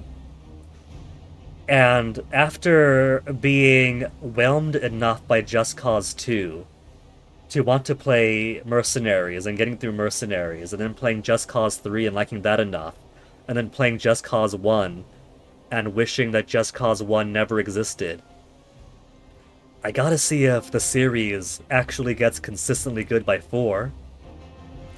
We've also got some other games in the queue that I've been sitting on for a bit, so it might not be full-on conquest yet. So why would I want to build the Trireme and not the Liburnian?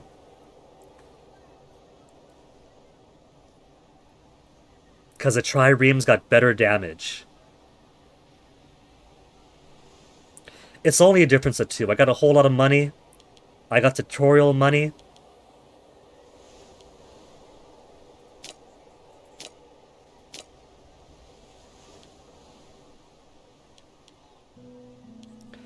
And it takes 100... Base time is 80 days. 139 due to bonuses.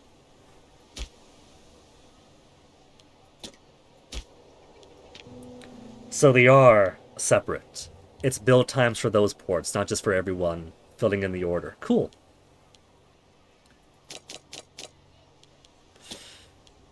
Okay, Aqueduct. If it's gonna be that cheap, I guess I can build you.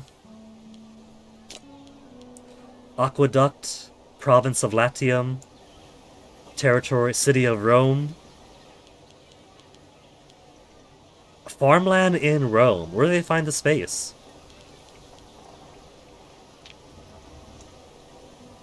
No confirmation. You click it, and it starts building already. That is very dangerous. I'm probably going to accidentally build all the wrong things every once in a while. So port in Capua just has to wait for it to finish building. 15 ships, we're getting started on the build orders. Aqueduct in Rome is going to take a bit. So for 15 ships, click on province or click on territory with the port. Tactical tab, build the ships. Alternatively, macro builder, the white button. Ship tab, ship type I wish to construct. Each territory that can construct the selected type becomes highlighted. Can add ships to the territory's construction queue. Let's see how it looks.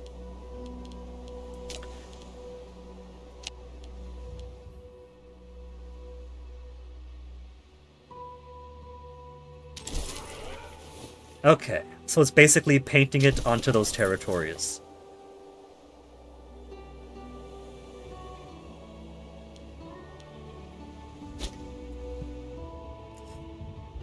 Alright. So, capital port being built, 15 ships are starting on.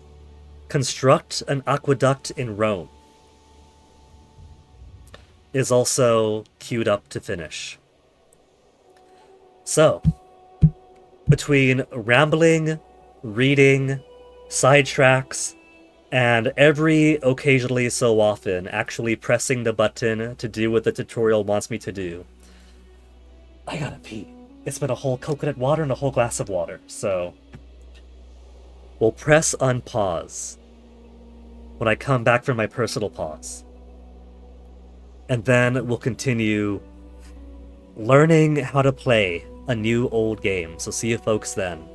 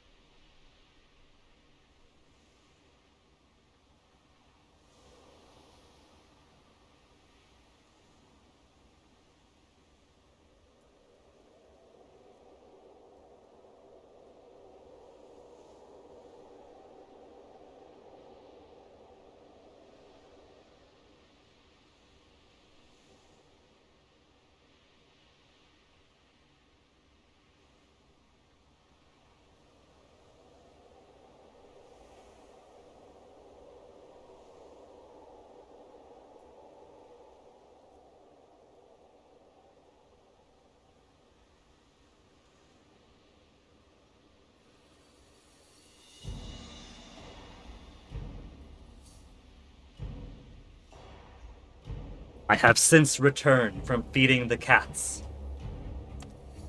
Toasty, Toasty, no! And Toasty has returned with me, thinking that I am hiding food. Toasty!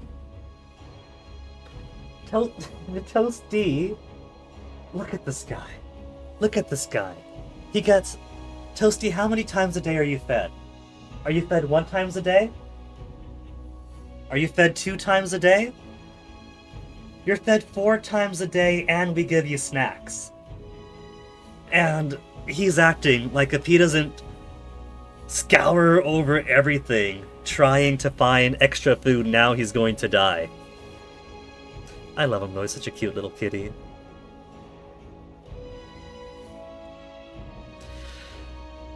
Oh. Hey, I got 2 controlled navies.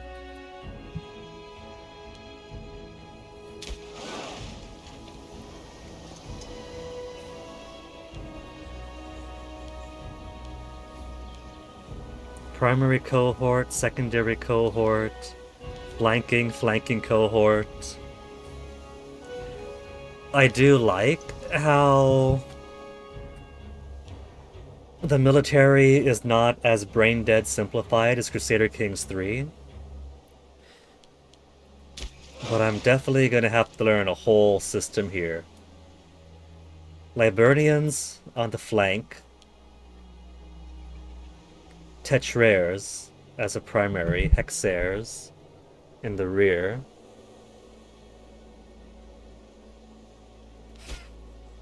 Toasty, careful. I don't want you sitting on the keyboard, baby, because I'm only doing the tutorial.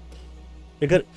Toasty, you guys always find some magical way to press exactly 1 button on the keyboard with your butt or your paw, and then suddenly you've opened up some weird function that not even Microsoft engineers are capable of knowing about. You want to go back outside?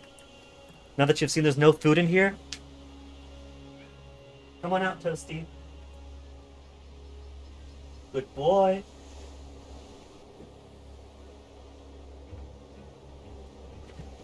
Oh, thank you, Hording, for the welcome back. So, 180 days for the port, 180 days for the aqueduct, several days to build up. Did I only select +4? So that'd be 4, 5 over there. Okay, we got Q. Do you think all of these are going to build at once? It says a trireme. We put it to sea on the 7th of March. Not all of them.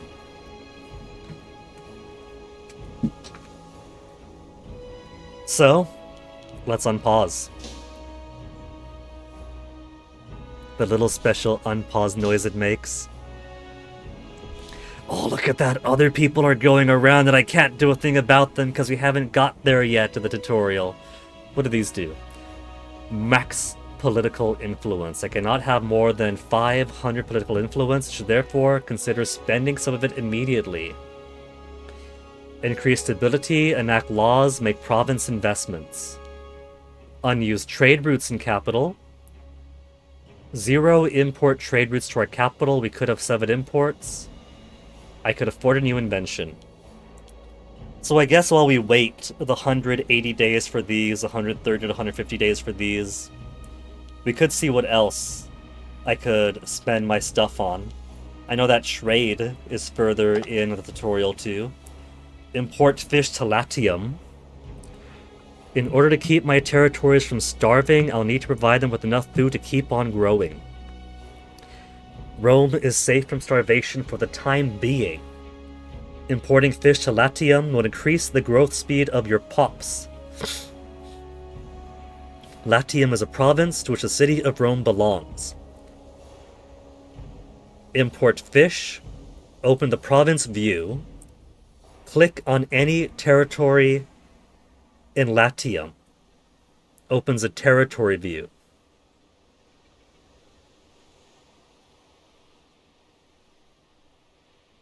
The province view is minimized by default, but is expanded by clicking the arrow button left of the close button in the top bar of the territory view. Let's break it down. Click any province or any territory in the area. Province of Latium. Minimize by default. And there it is popped up here.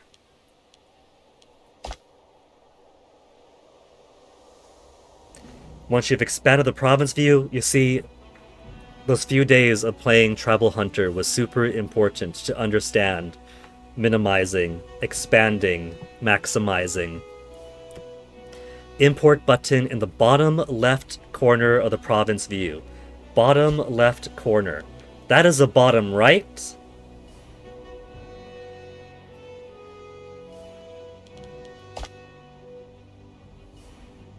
Click on this, select fish.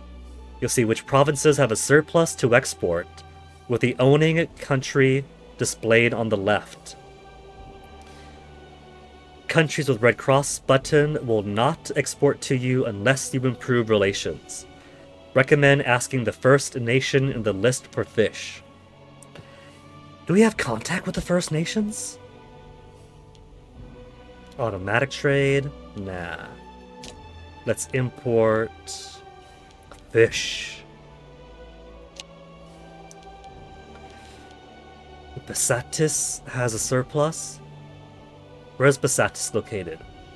Levantine, major power of Carthage. Aren't Rome and Carthage historical enemies?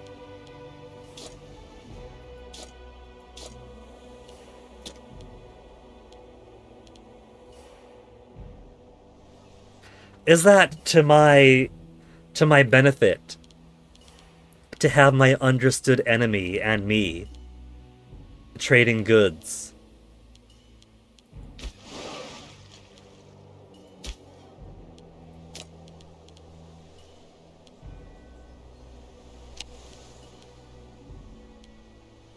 Sardinia, Australis.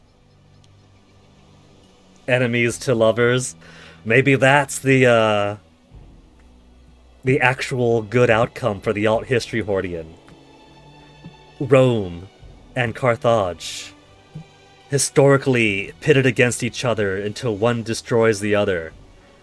But if they simply united over their fondness for smelly, slimy fish.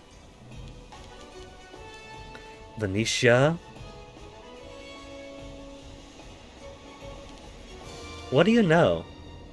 Hold on. Okay, so clicking over the name itself does that. Clicking over there. Seems that the benefit is the same each time. This isn't the entire Mediterranean, so I'm guessing it's just those close by. Maybe the reason they want the first on the list is so that when things go sour with Carthage, it'll tutorialize, oh man, Rome's gonna get starved out now, you better get this war moving.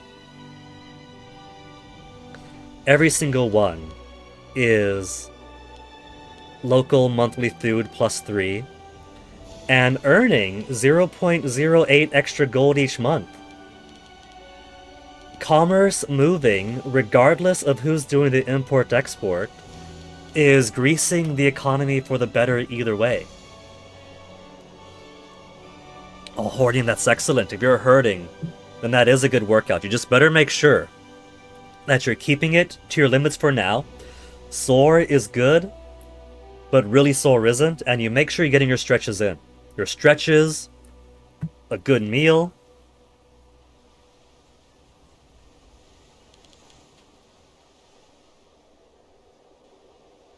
What's this notification?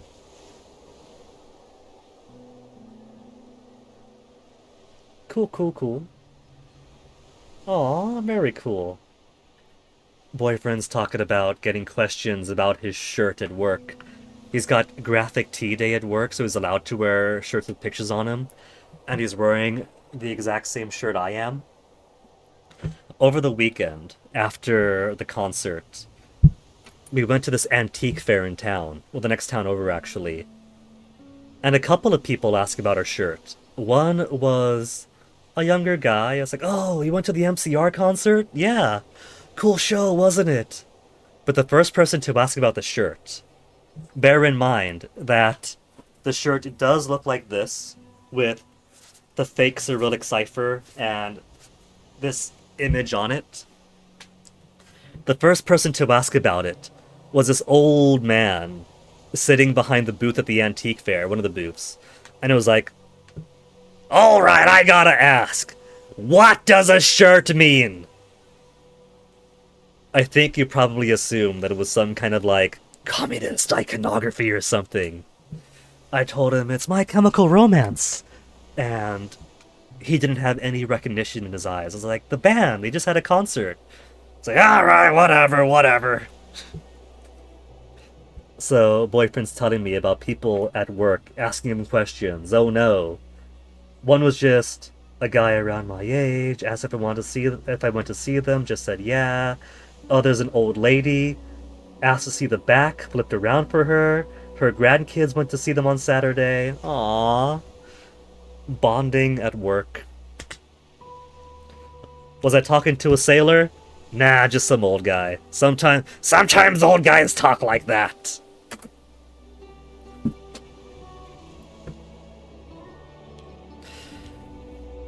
Bisatis, give me your fish. We're now importing fish from the province of Bisatis to the province of Latium. More food and a bit more commerce. So import fish to Latium. Chair, quit seeking! Did I ask if you used to be a sailor? Nah. The fish must flow. The people of Rome are now receiving the fish you've imported. But I did have one weirder encounter than that at the antique fair. Hey, Ruxin, old guys who have been sailors too, could have been. But this area does tend to be a bit more small townish, agricultural, so I am willing to guess just more either burnt out hippie type or salt of the earth type. Gets a bit grisly too. I was gonna say something, then I forgot. What was I thinking? Fish have been imported. Right. The weirder encounter.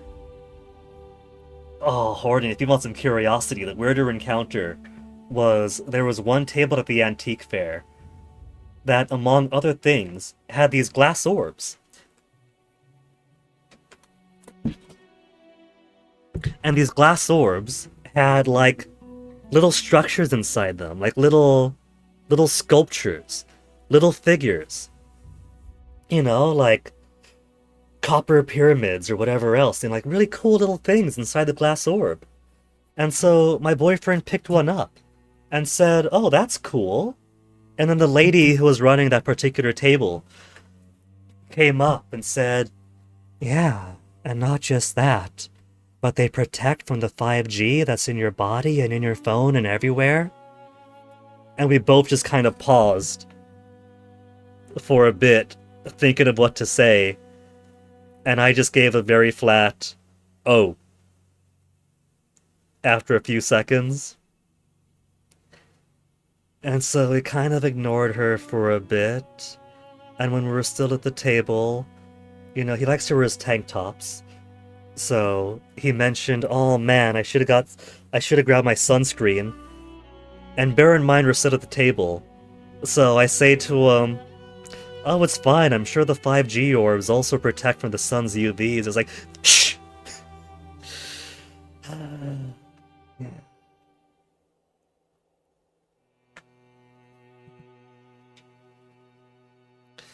It's pretty funny. Coming back from Pride, at the end of last month from San Francisco, we stopped by, like, Larkspur or wherever to charge the car real quick, and the guy in the car next to us came out to have a chat about, like, cosmology, religion, AI carving out the human soul. You gotta have your connection to people. Name's Yahweh, by the way. Yeah, I died, went to hell, came back, no big deal. That was kind of uncomfortable. But that was a lot less uncomfortable than this orb will protect you from the 5G lady. I can at least feel safe around the parking lot Yahweh. Chemicals to turn the frogs gay, that's old news, Hordian.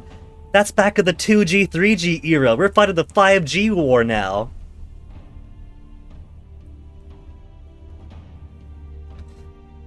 Receiving the fish you've imported. Other trade goods have a variety of different bonuses you can harness. We recommend you take a moment to check them out in the trade goods screen you used before. So, the fish also had a plus 0.08 to my income each month. Does that mean that other trade goods wouldn't necessarily have the same income booster but might have other benefits? This task has shown you how to set up trade routes manually, but the event you do not want to do so for a specific province, you can also tell the local governor to handle trade for you. Grand strategy player, you know that if we are so anal as to play a grand strategy game, we're going to be in there setting up the perfect trade routes for all of our provinces. Chillin' Chum, you tell them. You're big into that grand strategy anal 2 life. Yeah, exactly, Yaksun, if I'm saying that correctly. Parking lot Yahweh. A bit weird at first, but once you realize the vibe he's laying down, just some guy that wants to talk shop with a little bit of a dualistic Gnostic bent to it. Nation overview screen. With the automatic trade turned on, the local government will try to maximize profits. Then again, if the local governor is good at maximizing profits. Local governor isn't new to grand strategy games. Like when I was playing, like it's basically a Civilization hallmark, right? Civilization has a governor option. Sid Meier's Alpha Centauri had the governor option.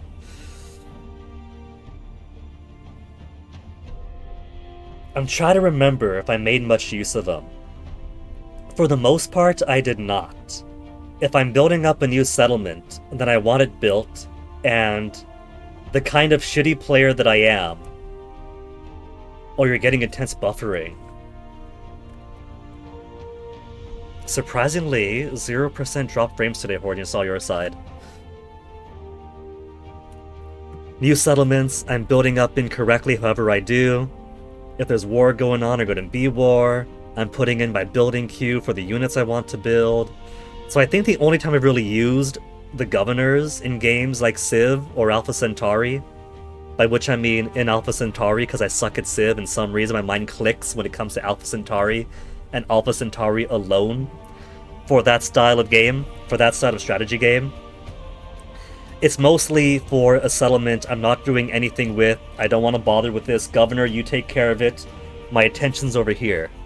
So I guess we'll see if I use them with any frequency in Imperator Rome, or if I just do the strategy player super anal, setting all the things up themselves kind of thing.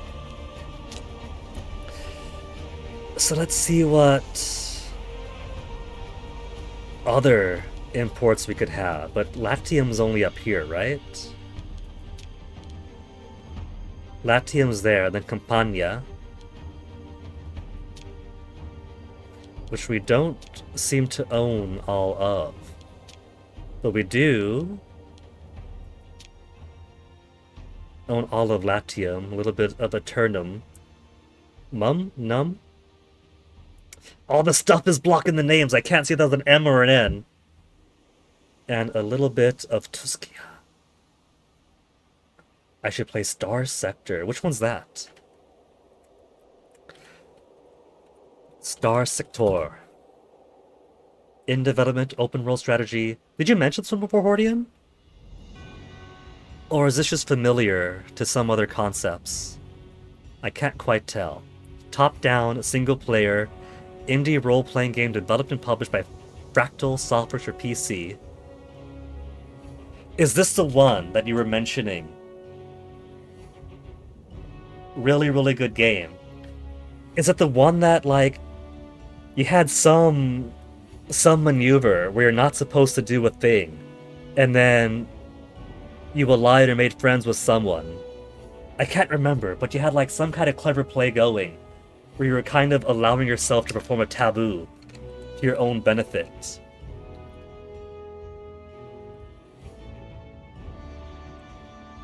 Trade drugs, but an empire, colonize planets and stuff.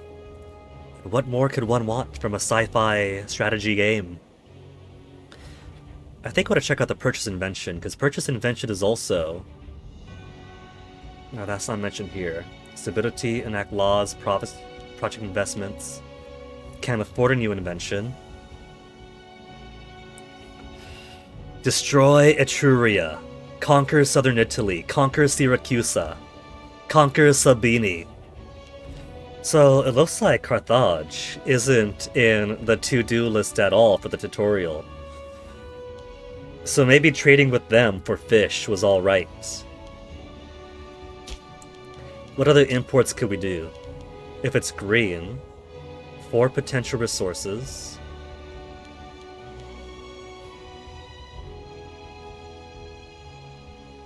Alpha AI cores to grow Empire exponentially, extremely illegal, and other factions will target you.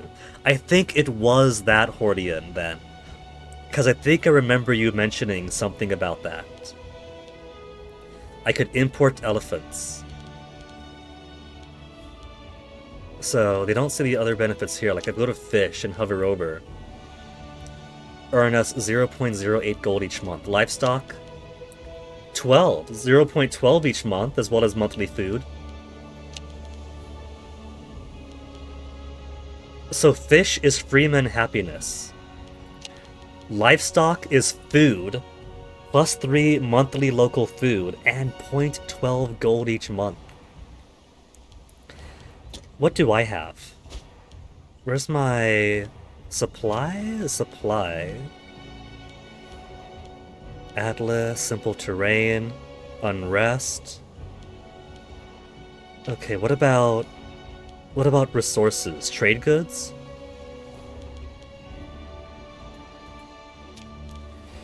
So we've already got hemp, olives, iron. We got some iron, some horses, grain we got lots of. We've already got salt, we've already got iron, wine, cloth. Iron, wine, salt, grain, cloth. So I guess if it's resources you already own, that is highlighted in green, that's cool. You're allies of one particular faction, but the other factions won't attack you because it's 2 against 1 of the power struggle. Yeah, that was it.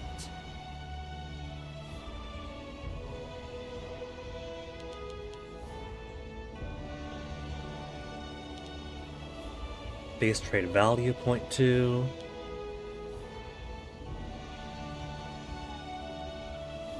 Legion maintenance costs down if we have surplus. We've already got the surplus of salt. More salt to make your military cheaper.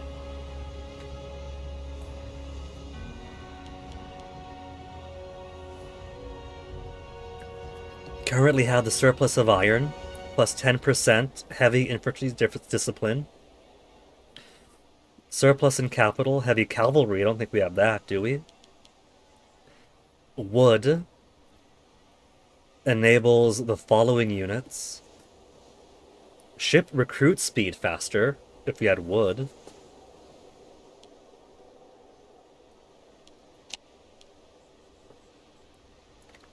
And not only that, but also plus 0.08 each month.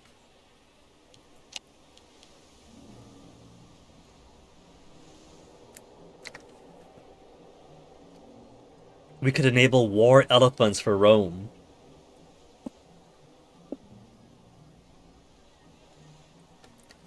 Can get your CDK in case you want to try it, but still recommend buying the game from the devs to support. I mean, how much is it though? Let's see. This is Star Sector.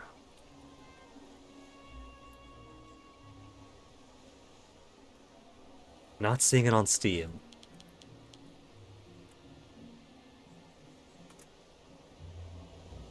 Fractalworks.com. Buy Star Sector button. Pre-order now. Pay $15. 25% off the final price. That's not a bad price. If I wanted to play Star Sector, I think I could drop 15 bucks if it's as amazing as you say it is, Hordian. Website looks like it's from the 90s. It does, but that means it actually looks like a website. It doesn't look like it's trying to be a fucking phone page or tablet screen.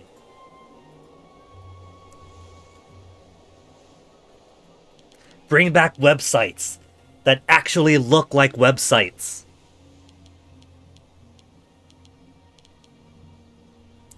Light infantry defense, that could be kind of cool. I might want that. Legion maintenance cost, we've already got the surplus. Maintenance cost 5%. Maintenance cost 5%. I cover my legions in salt and wine to make them happier. Hemp. Ship damage done. Should I get some hemp? We don't have surplus in the capital yet. An extra +1 each month. And also local freeman happiness. I've got room for 7 total imports. Yeah, my freemen gonna like having clothes.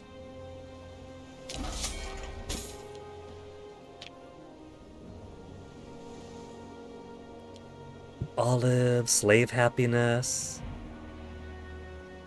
furs, experience decay down, stone, build cost. Oh, I should have gone for the stone first then. Monthly tyranny down, vegetables, move slaves cost, pop promotion speed. Let's get wood. I feel like I want wood. Dalmatia's got wood, Pannonia Secunda.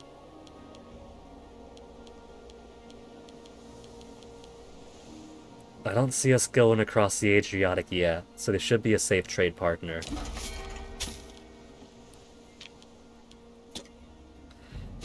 Okay.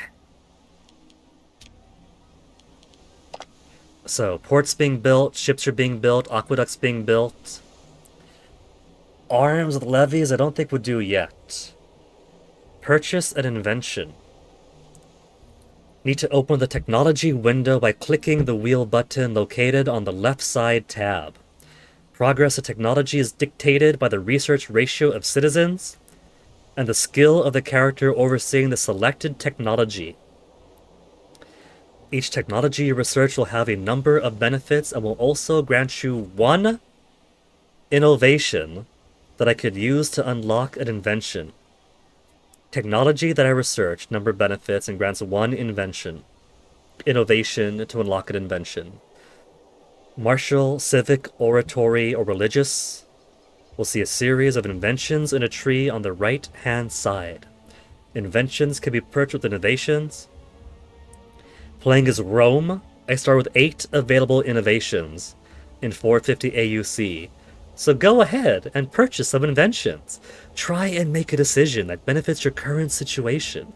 If you aren't sure, don't worry. They all benefit your nation in one way or another. Reward. Publius Sempronius Sophus gains 1 fuzzy helmet.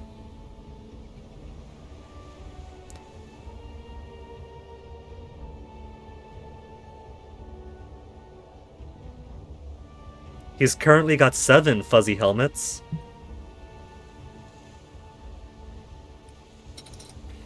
Okay, tech. Martial advances. Gaius Claudius Crassus. Civic advances. I guess these guys are in charge of their various areas of expertise, huh? Have 8 innovations to adopt new inventions through the zeitgeist of our nation without having to invest gold. 116.44 research efficiency. Citizens and nobles produce 28.23 research points each month. Monthly research. So let's see what... I just click these.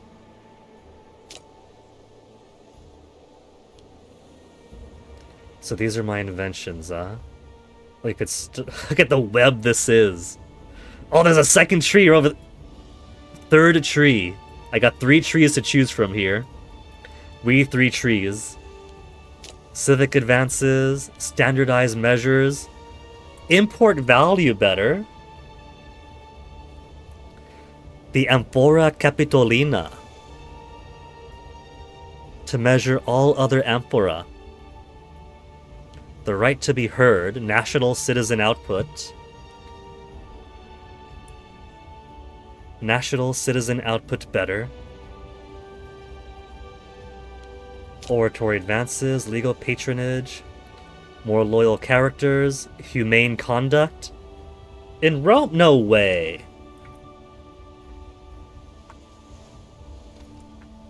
Diplomatic reputation up. If I'm going to be going to war in the course of this tutorial, it might not be a bad thing to get more diplomatic reputation.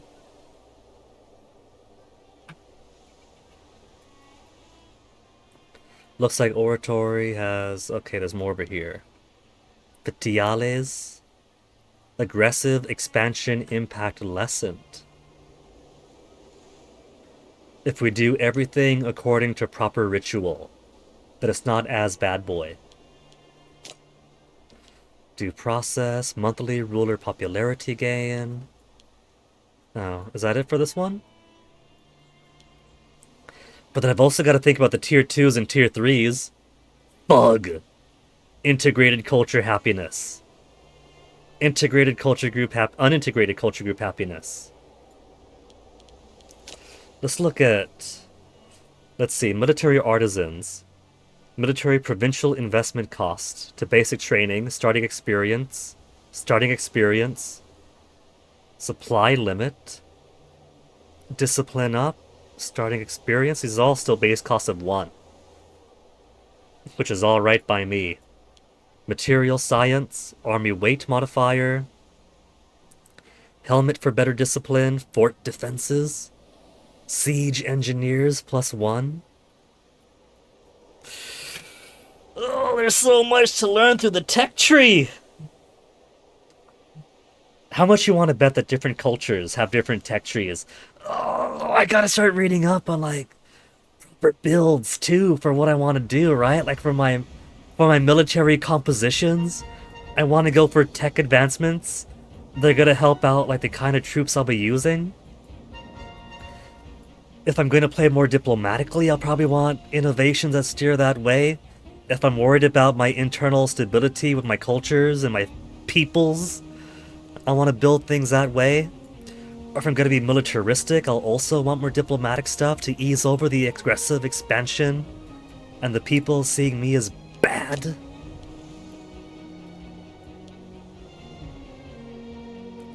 I kind of feel like I want import value, which also gets me national tax rate up, an extra capital import route, but I'm not using my maximum import routes anyway. A free province investment, Etruscan pottery. Destroy Etruscans is on the to-do list. Destroy them, but claim their pottery. Isn't that how it goes? Just like how you violently annex the Hawaiians, and then you use like Aloha face and Aloha culture as just a commercialized aesthetic. I see what you're doing, Rome. This is a proud European tradition here. National commerce income. See, but that's the thing, Hordian. It's Etruscan pottery. It's already been researched. Why don't we just ask for theirs? You know, we do a little bit of cross-cultural change across the borders.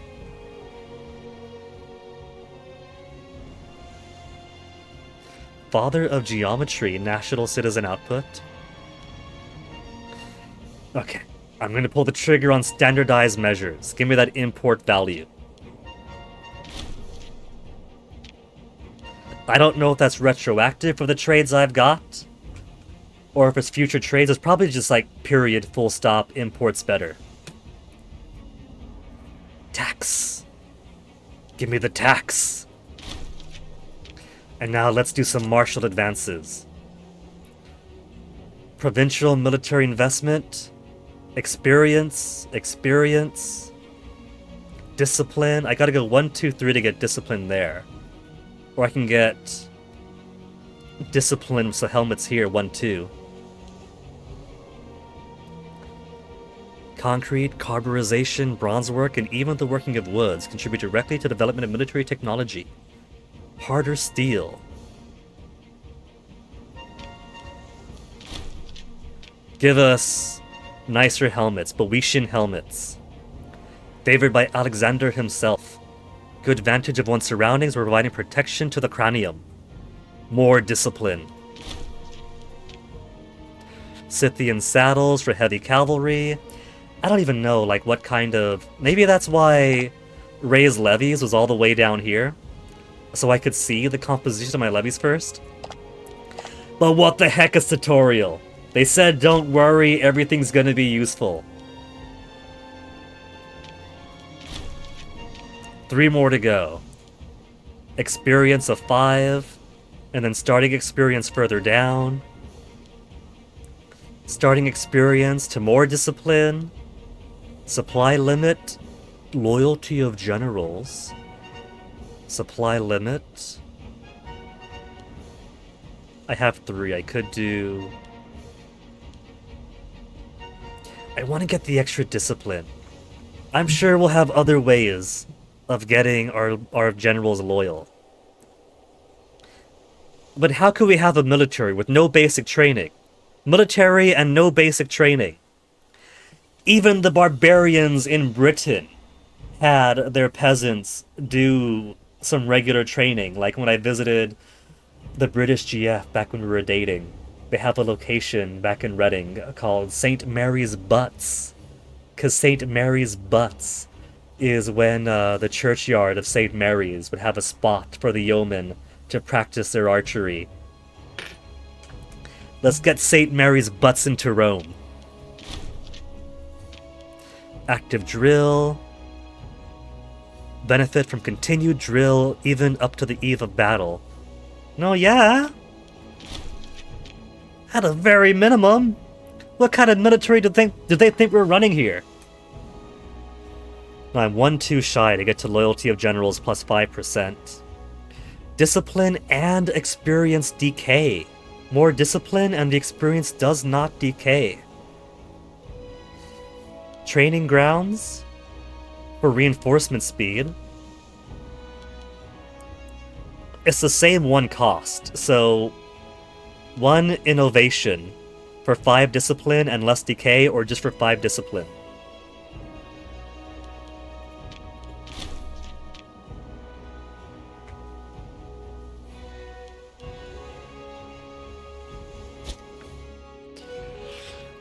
Alright, I'm sure I fucked up my long-term survivability that way. Now your country is even more capable than before. As your technology level progresses, you'll gain more innovations, be able to unlock more inventions, and progress in the invention trees. Pay special attention to the keystone inventions, with slightly different frame and some interesting effects. You may have noticed that various events pop up over time. I've barely unpaused, but do go on. These often contain interesting choices to make. Often these events can target characters within your realm, as well as your country itself. For instance, the reward for this mission permanently adds to the martial ability of your ruler. Cool. My ruler gets... Where would I see his fuzzy hat?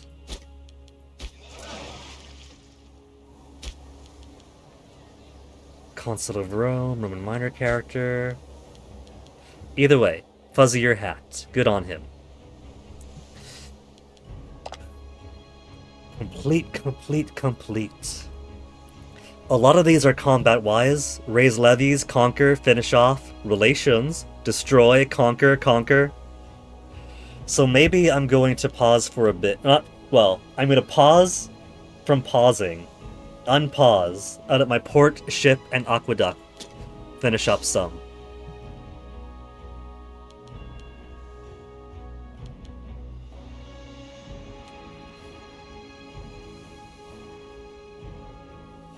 See, now would be a good time to go back on some kind of Europa Universalis rant.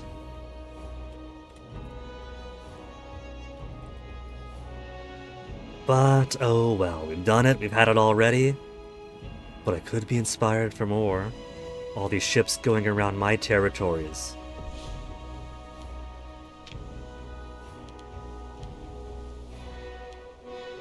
Tribal chief. These guys just hanging out around here.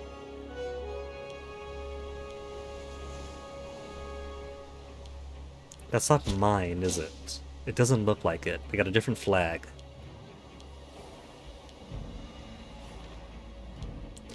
Okay, a few more days for these ones to start building. Still several days out for aqueduct and port.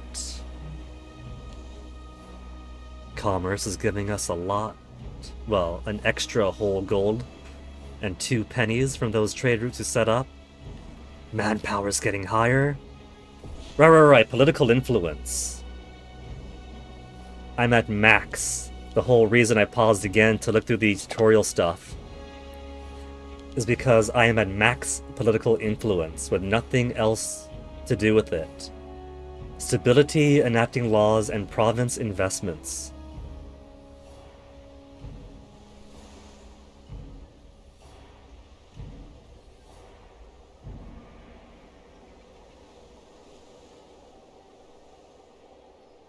More political influence, but there's not really anything here about using my influence. That's a lot of money, a lot of population. Conquer Syracuse. And tutorial complete. Southern Italy, all that. Destroy Etruria. It's just asking for this much. Not even the whole of Etruria, just the region, I guess? Province? Province Etruria? Province of Tuscia. Doesn't seem to want anything beyond that. Sabini is down in Campania. No, it's above us. Samnites is down in Campania. Okay, so what could I spend my political influence on because I'm at max and cannot store any more than max? Increasing stability, enacting laws, and making province investments. Okay, tutorial. How do I increase province investments?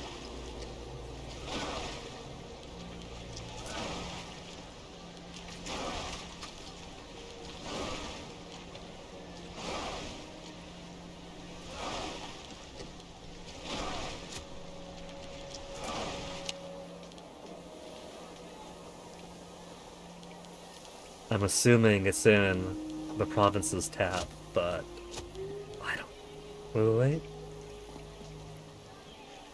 Free province investment, 1 remaining.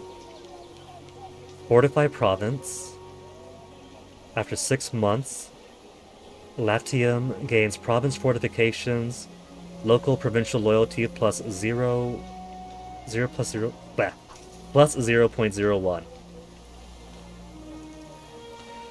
Infrastructure spending, state infrastructure, population capacity up, entice business investments, local import route plus 1, religious endowments, local city building slots. I don't really need that right now. What can I do about laws? Overview. Decisions, enact plutocratic republic, promote oligarchy, divine sanctions.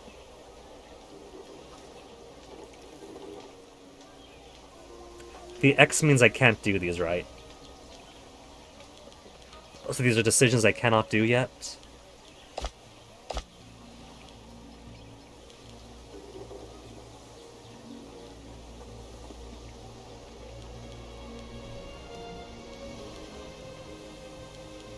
National ideas, right? Release subjects, governor policy, automatic trade.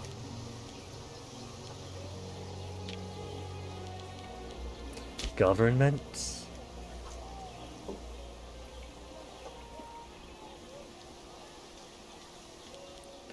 Pass law, pass law, pass law, grant holdings.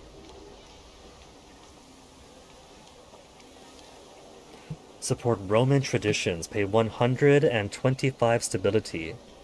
Boni support for 60 months. Gain approval, lose approval.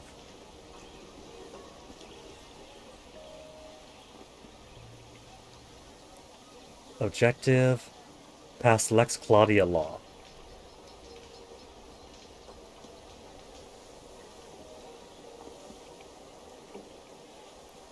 Agenda grant holding.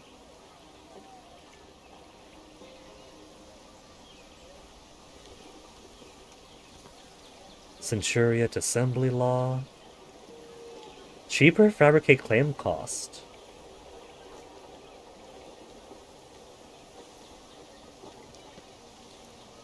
Well then, how do I pass your law? Grant public land.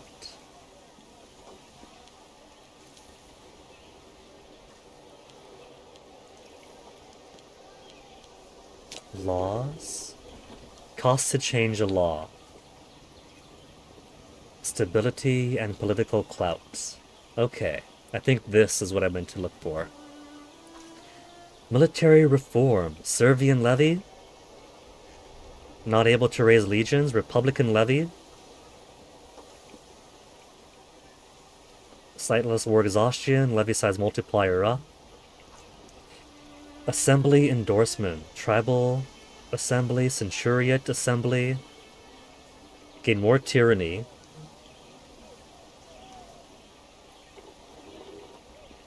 When active, fabricate claim cost by half. Curiate assembly.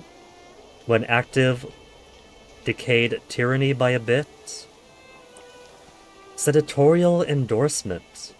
Monthly political influence up. Powers of the people too great to limit their influence in the political sphere by increasing senatorial powers even further. Election reforms.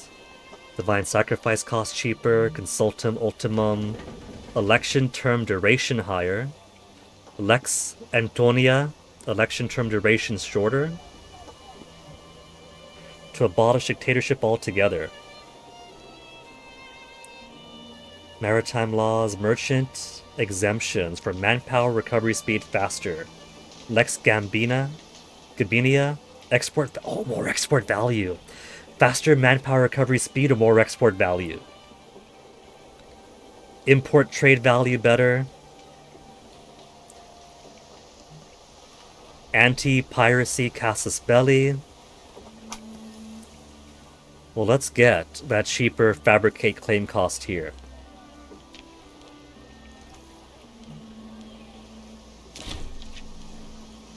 We passed the Centuriate Assembly, military arm of the Roman democratic system. The Centuriate Assembly was weighed by the martial wealth of the soldiers, of which it was comprised.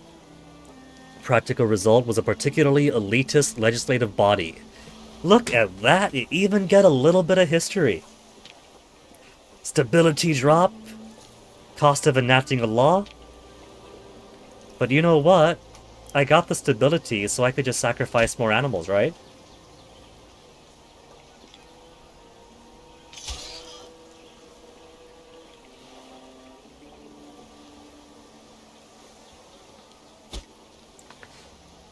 There, and now it's not telling me that I'm at my max political influence anymore. I still get 1.13 every month, which is, it feels like a lot to me.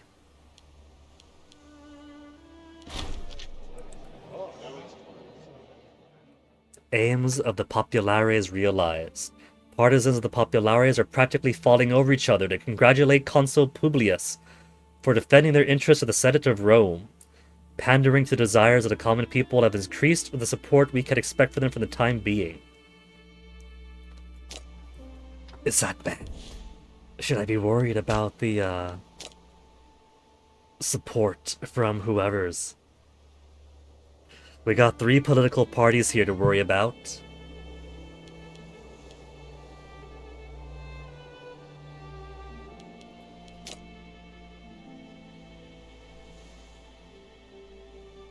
Lex Claudia. So, the Boni want us to get the anti-piracy Casus Belli,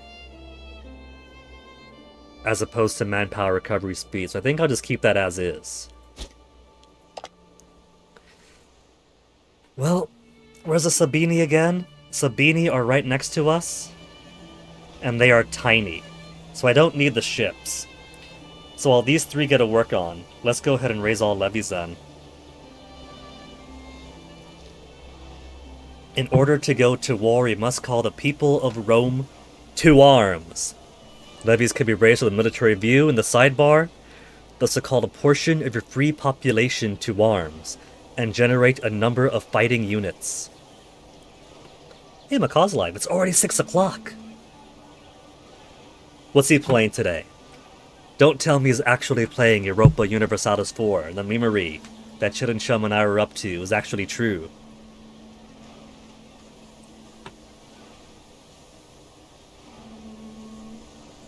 Sorry, points farming and Schubert's. Gotta switch that tab over to Macaw. What you got going, buddy?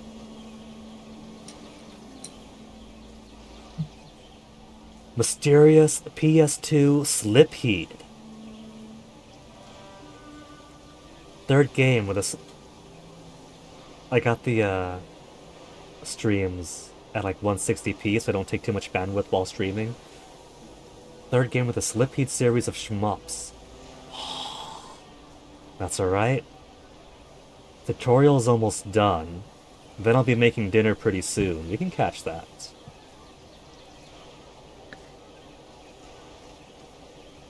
Okay. Raise all levies from the military view in the sidebar.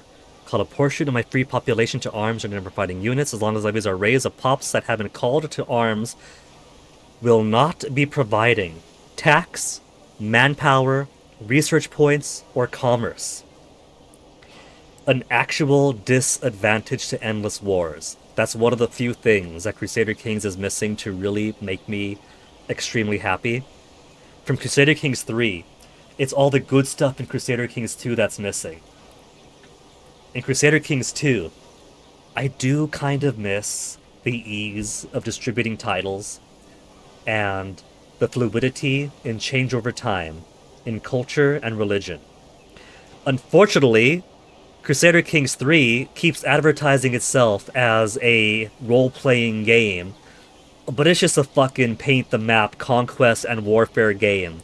So even if you want a robust empire full of different cultures and religion, the moment you change yours, 75% of your vassals are converting with you for no reason at all. Come on! Come on! I want my cosmopolitan empires here. I don't want everyone to just be me.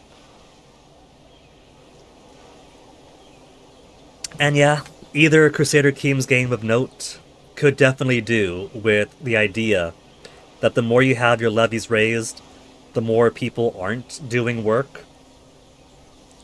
And so less tax, less research, less commerce. Maybe it would get Lotharingia to stop accepting those embargo wars. In the middle of a global pandemic of Black Death, every single time I kick their ass, before my troops can go back to the ships, the exact same Merchant Republic, hey Lotharingia, break your truce, do an embargo war again, kick their ass again, middle of plague, over and over and over. Significant drain on your economy. You should therefore only raise these when at war or planning to go to war. So that means then, unlike the Crusader Kings, I could have my armies up before declaring war then.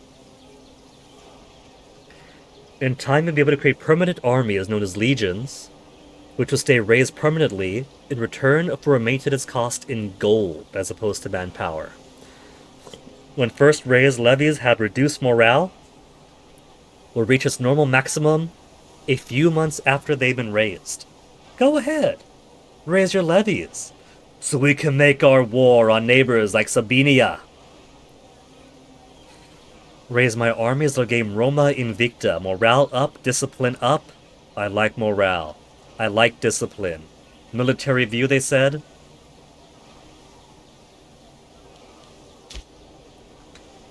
Break down my armies, select military bonuses, raise levies, and create legions. So, for Italia, we got 30 pops, 3 additional support units. So our legions consist a supply chain. Oh, there's actual logistics! I gotta stress the logistics. Oh. I don't know the logistics game at all. But that's making me smile, knowing that I will have to think about supply trains. They got complete shit numbers offensively. So don't let my supply trains get caught alone, I guess. Tons of light infantry, a bit of light cavalry, a bit of heavy infantry. And for Magna Graecia, light cavalry, light infantry. Raise them up.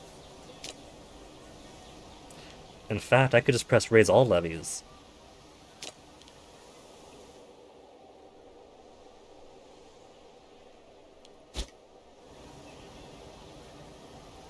A second. I see numbers, I see primary cohorts, secondary cohorts, flank and flank, so we got archers in the front, and the heavy infantry in back. Is that how it's supposed to go? And then cavalry in the flanks I could understand. First to engage the enemy. So that's how it works, right? First to engage. I guess bowmen engage first, then as the stage or whatever advances, they fall back for a secondary cohort to go in. After the primary cohorts have fled or been destroyed, can't I just have the archers attack safely from behind?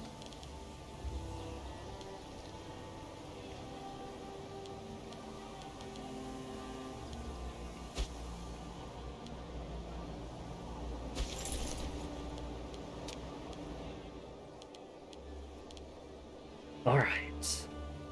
86% morale is not bad for starting. I'd send my armies into combat with 86 morale, that's good.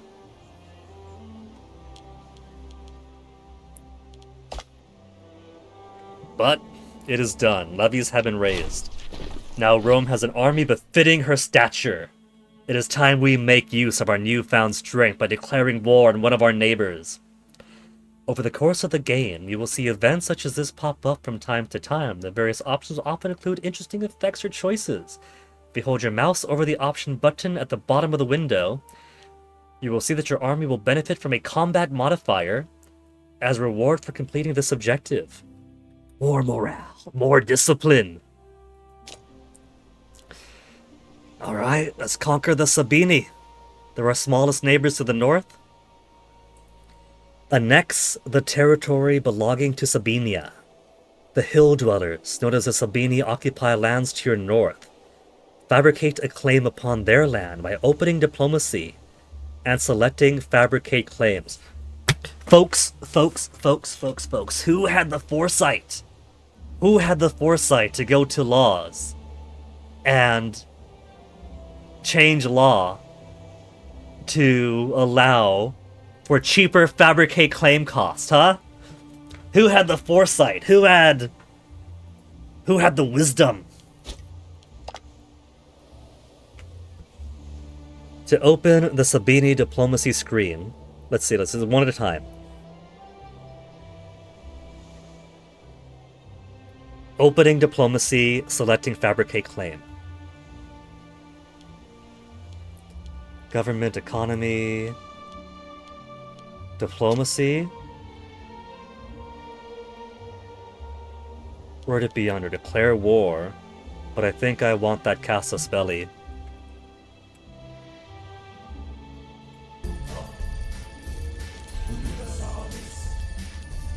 Sanction privileges, order retreat. Characters in country. Yeah, there we go. Maybe? Alliance actions, declare war, military access. Covert actions? Fabricate claim for 10 political influence.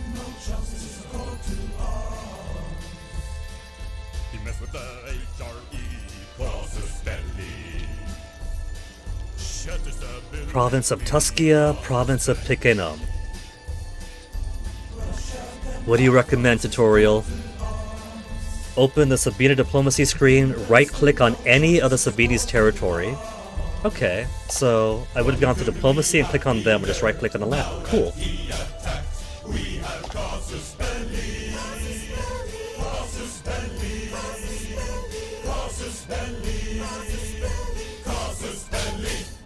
To fabricate a claim, expand the covert actions section, and select the fabricate claim option.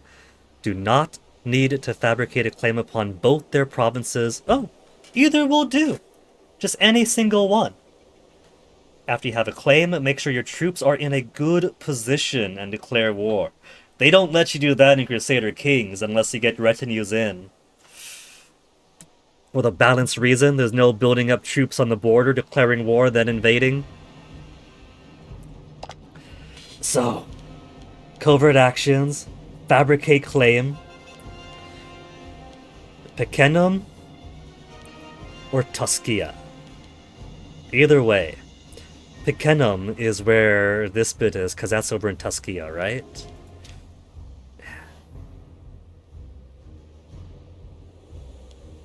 Uh-huh.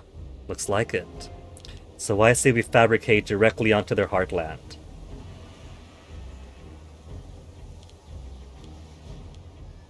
Same time limit. 1 June, 1 June. Just a difference of how much population they have, it's showing us. Active diplomacy. Claim fabrication progress.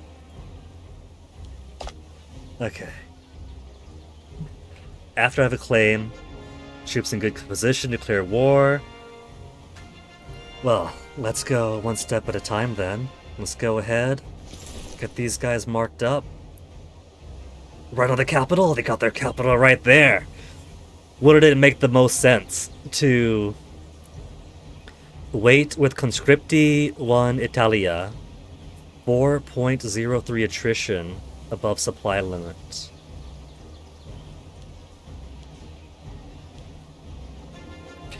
I gotta worry about the supply limit, so instead of putting them directly on the border right now. Oh, lack access is in the lake. I can't move them onto the lake! 5% attrition, 4% attrition, 1% attrition on the water. The water's got more supply than the land. I guess we can go in from Tribula and then march on to... Trying to read your words, they're all marked, they're all like bending over the geography. Antramnia, give them a fighting chance. So for now, we'll just move the Magna Graecia folk on over here. Where there's 0 attrition, they're close enough. There's 0 attrition here too.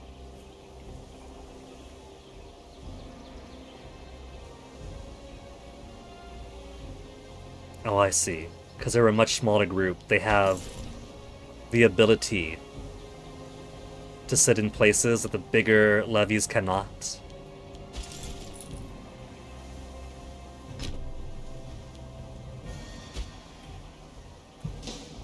On pause.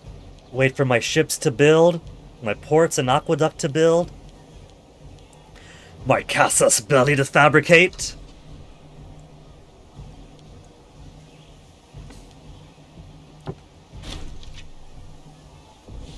Attempted to make friends with Gaius Claudius Crassus. Befriending a character would demand certain costs over the course of a chain. If successful, Vulpiscus Plautius becomes friends with Gaius Claudius Crassus. He is a researcher and likely the next co-consul, head of the Claudii family.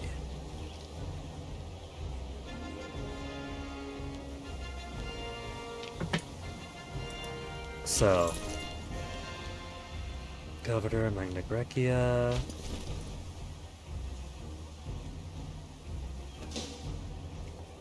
It's saying I have no commander. Following units like commander, classes 3. Oh, boats. That's fine. I don't care about that for now.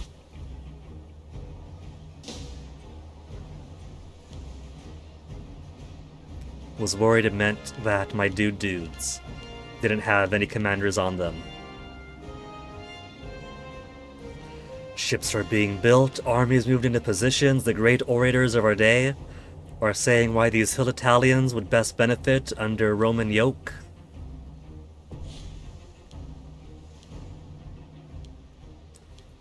Is there a count for how many ships I've got so far?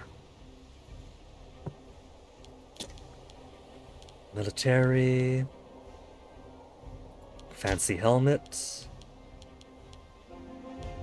Levies, legions.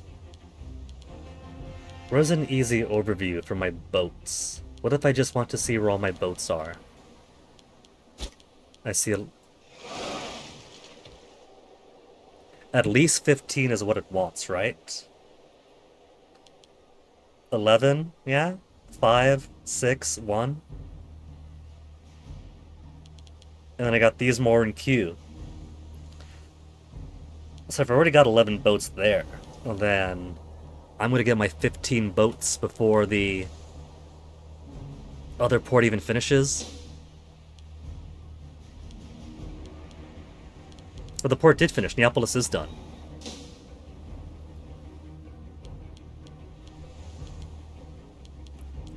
As did the aqueduct, it looks like.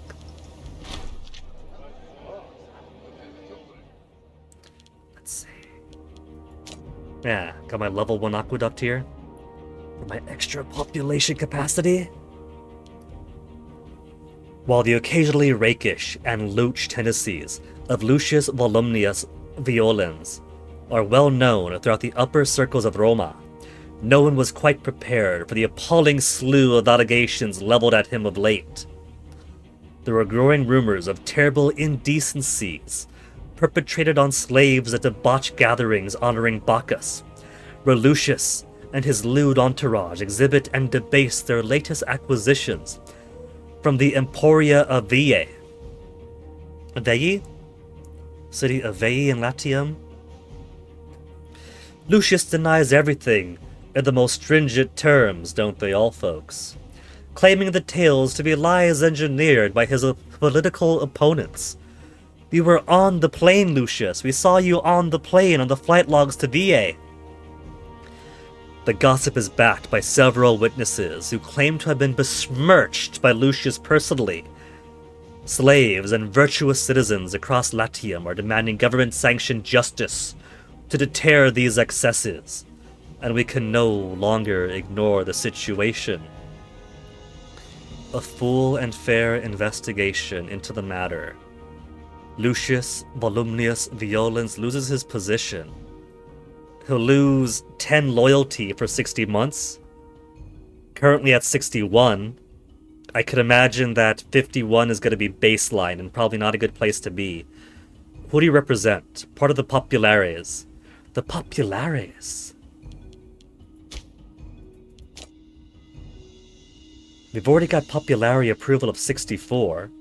I feel like having positive above baseline, above middle popularity between everyone is okay.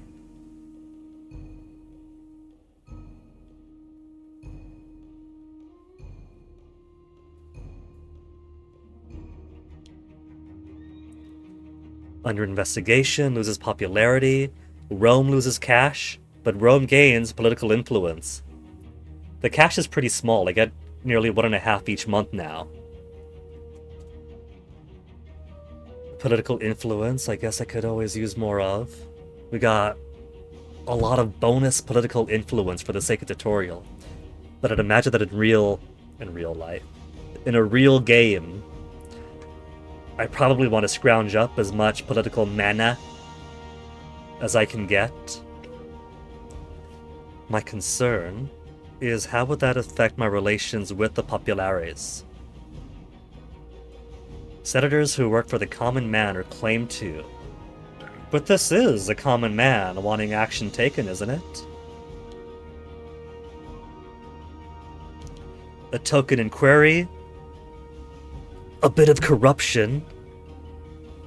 He'll get under investigation still. for the same monthly popularity drop. But he'll be more loyal to us. Where's his loyalty at? Loyalty of 61. He's only got a power base of 2. He's got lots of money. Decent statesmanship, so maybe I want him around anyway. Lots of charisma. Base plus 10.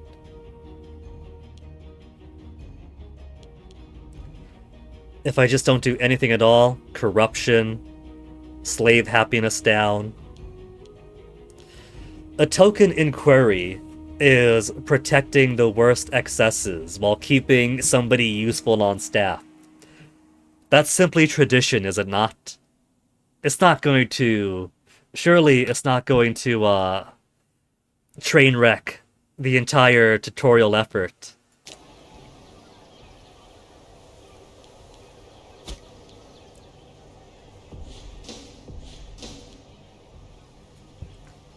The day speed by pretty well enough. Okay, there's the keyboard shortcut to lower the speed. What's the keyboard shortcut to speed it up? There's AI settings. Anything for controls. Oh well.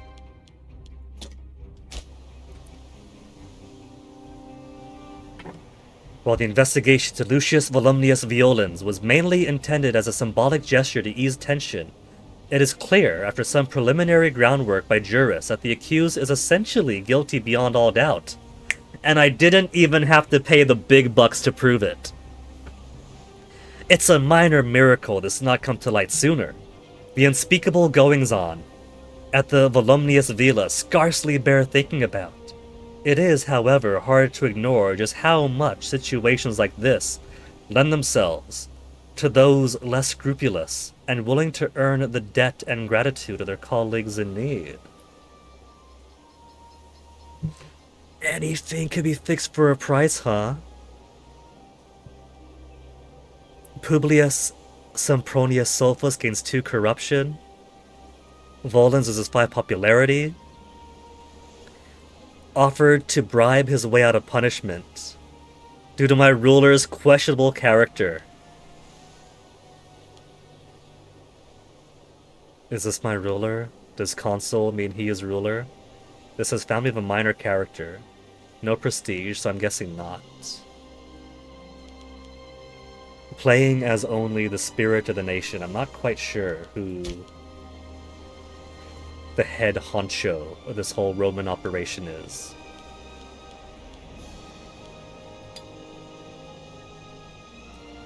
Ruler?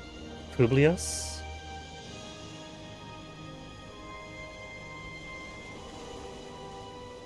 I'm assuming ruler means ruler then. Governor, admiral, Vonarius, whatever that means, augur. We got a co-ruler, Publius Saverio.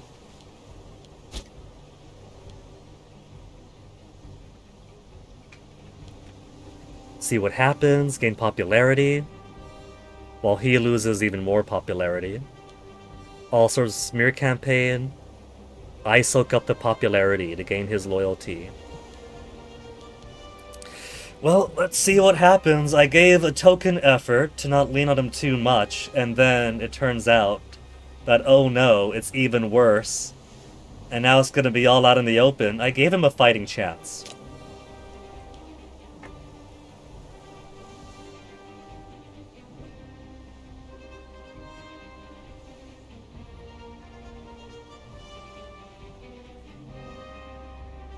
Boat's almost done over here. Scandal draws to a close. The investigation to the accused accusations against Lucius Volumnius Violens can finally be brought to a close, and has established his innocence in the matter to the satisfaction of the court. The many concerned parties and witnesses have largely been dismissed as disruptive slanderers, seeking to undermine the reputation of an important member of society for their own nefarious aims. And people aren't going to like that, are they? Sure, this has gone through the courts, but that doesn't always mean it correctly went through the courts. While there may be some small backlash over the seriousness with which the trial was conducted, we have at least staved off a major crisis among the slaves, while protecting our interest again. Where is it? Where's the... 13 noble pops, 90 slave pops, 3.26% of the population, 22.56% of the population? See, what Paradox constantly gets wrong is they think, oh, tribal. It's simply primitive, so I've not climbed up the linear ladder of progression from barbarity to civilization. Whereas really, it is simply a different system of wealth, kinship, and land ownership than systems primarily involved with, like, serfdom, feudal, and stuff like that, right? It's a different system of kins and wealth and ownership and inheritance, which of course the Swedes can't wrap their head around because they got their own historical history. And so as far as I'm concerned, the major difference isn't so much that here there be barbarians who are too primitive to build up research points or whatever else. Here you have civility in cities. Where do you think all that indigenous knowledge we got comes from? You know, it comes from people. We got people. People are still doing things. They're not unga bunga. The major difference between the city and the tribe, as far as I can see, is really nothing more than a difference of wealth. You have the massive wealth you could afford to pull in the great minds, build a school that attracts the better students with the better pedagogy, to build the better instruments of war with the import goods you could afford. You put those same wealth on over to the primitive people, and there isn't really all that much a difference of capabilities. But that's my grievances with the game. So, my point being that the major difference here then is that the civilization has a system where it's 3.26% nobles lording over the 22.56% slaves, 34% freemen, 33% citizens, and not one in which, well, the nobles are a bit more closely related in this somewhat more equitable kinship system, because, you know, we see this imbalance, and eat the rich becomes a whole lot more than just a pretty slogan if you don't got your kin satisfied.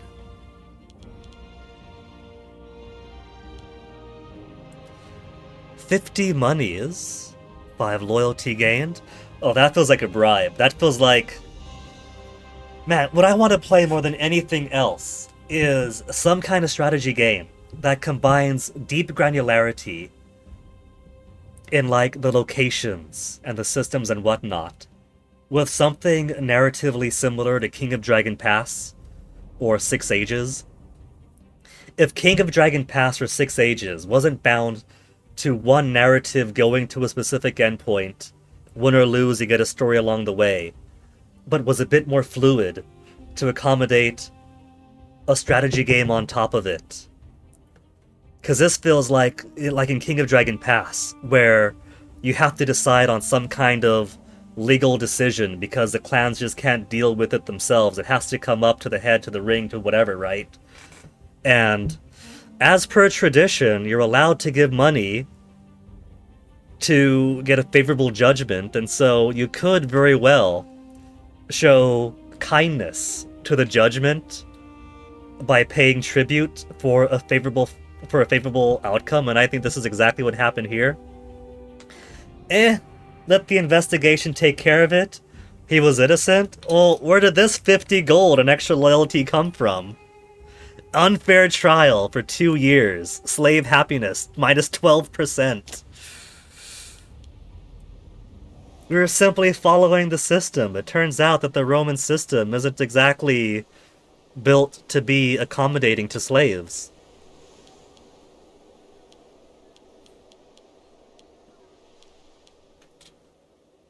I could import more vegetables. Will importing more vegetables make them happy? That's mostly slave cost. Diplomatic reputation. We got loads of cash. I heard diplomatic reputation is surplus in capital. How much for surplus, though?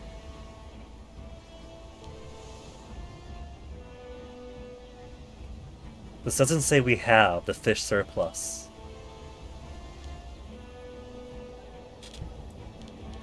Glass, citizen civilization level.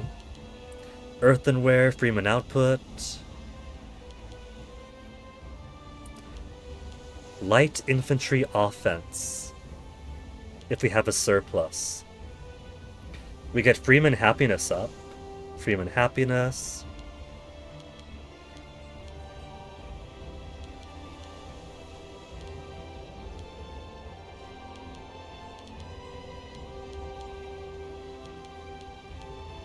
Noble happiness and noble happiness. Noble happiness and tyranny down. Stone gives slave happiness as well as build cost if we have a surplus. Slave happiness and slave happiness is surplus. Let's get some olives in. Who's got olives? Let's get olives from Epirus. And I can keep going for more if I want to get a surplus for the extra plus 8%. I could. Or I could get stone for an additional 4 slave happiness. I don't know if I'll get enough for the surplus, but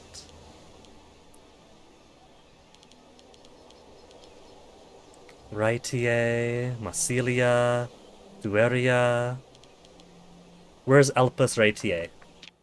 All the way up there. Anybody closer?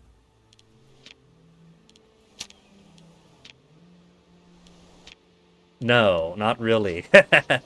Okay, get the stone from abroad.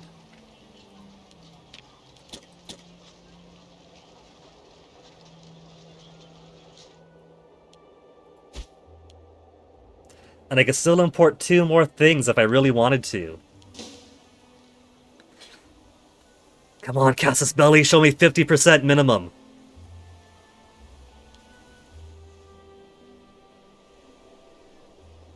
$55%! Halfway to our Casus Belli already!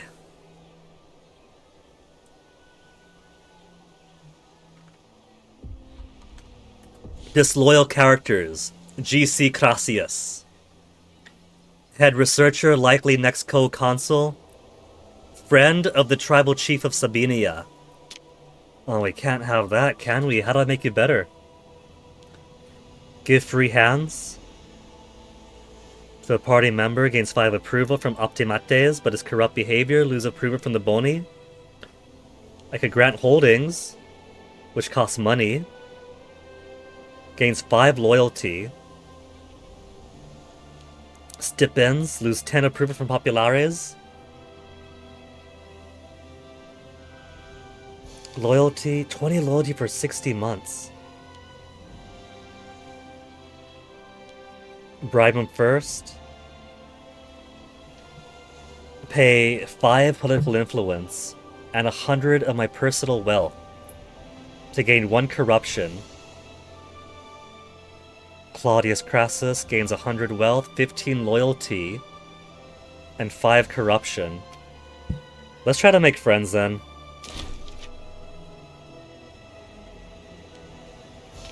Maybe if we're friends, he won't be as disloyal. He's not leading anybody, is he? No. Doesn't seem like it.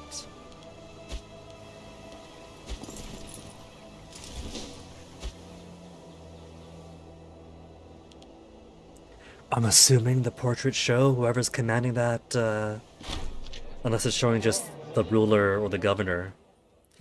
It is well known that Gaius Claudius Crassus had been seeking a particular government office for some time.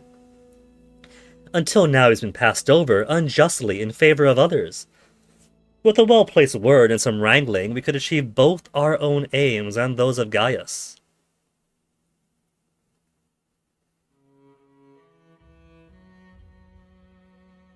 He could become Praefectus Militaris, and I'll lose 15 loyalty of Gaius Fabius Licunus. Licinus? Gain 5 tyranny. Let's see how they compare, though. He's a younger guy for one. And 6 military versus 8. Well, he's also 70. He's 70 years old. How long is he going to live? Maybe it's not too bad if Gaius Claudius Crassus isn't all too loyal. What's he going to do? He's gonna die on me faster. This isn't right. Or do I... Already befriending characters, a way to stop befriending. He's got a scheme. Investigating in opportunities. I could persuade him to drop scheme, but unlike in Crusader Kings 2, where you could either opt to let them continue their schemes, so you could arrest them for free, or ask them nicely to stop scheming. If they like you, they will. It actually drops loyalty to say, hey, cut that out. Investing in opportunities, whatever that means. The Gladiator, previously unknown gladiator, recently risen to great prominence in the arena, drawing huge crowds by all accounts, putting on a peerless show. A well-placed box seat could win over Gaius.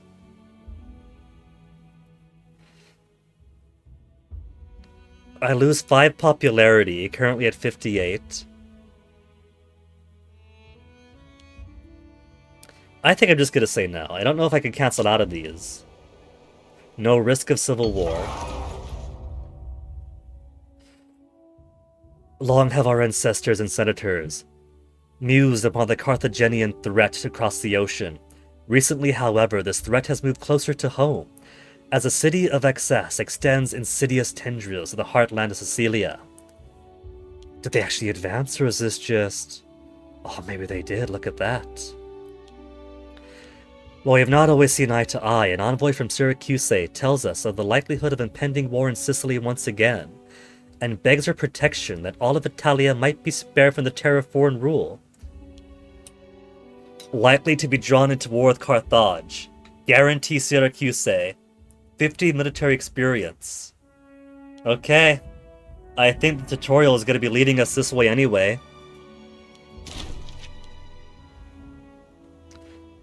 The Hellenistic local power of Syracuse should feel lucky to have accepted the independence guaranteed by us. Accepted or offered under a military alliance as a guarantor. Because this eventually ends, right? Conquer Sabini, finish off Samnites, relations with Sapuntum, destroy Etruria, conquer southern Italy, and then conquer Syracuse. So it's building up. We're going to be getting there eventually. Is that a volcano in the ocean? A Strongyle volcano? I don't know that one, but I do know that's Etna over there. I know Etna, because that's where Etna International comes from, Vesuvius. Stromboli's on over here, right? Over closer to Greece? Around Crete, was it? I know Vesuvius, Stromboli, and Etna, and that's basically it for the volcanoes around here. And it's not very good geographic knowledge of where either, it's just, hey, I know they exist.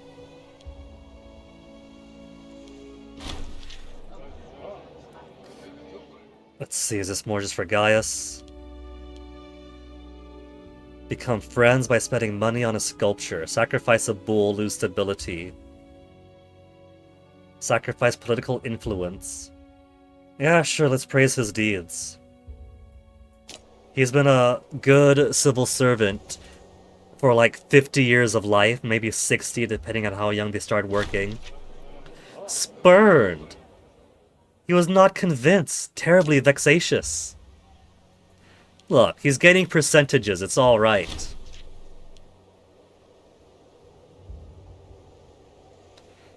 Attempted to make friends with Publius Cornelius Mus. Okay. 93%.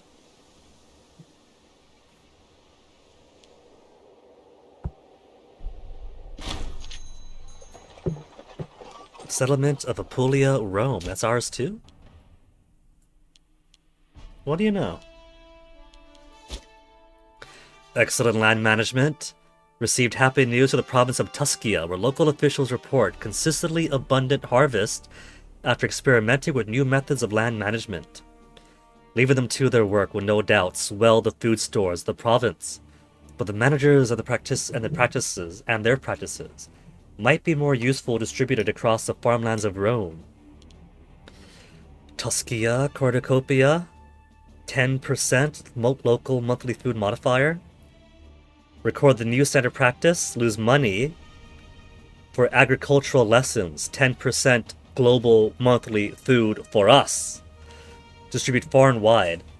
Lose Tuscan loyalty to increase Rome's modifiers. Distribute Tuscany's food to lose their loyalty, starving them out. Soviet Union on Ukraine style. Record the new practices, $5 is nothing.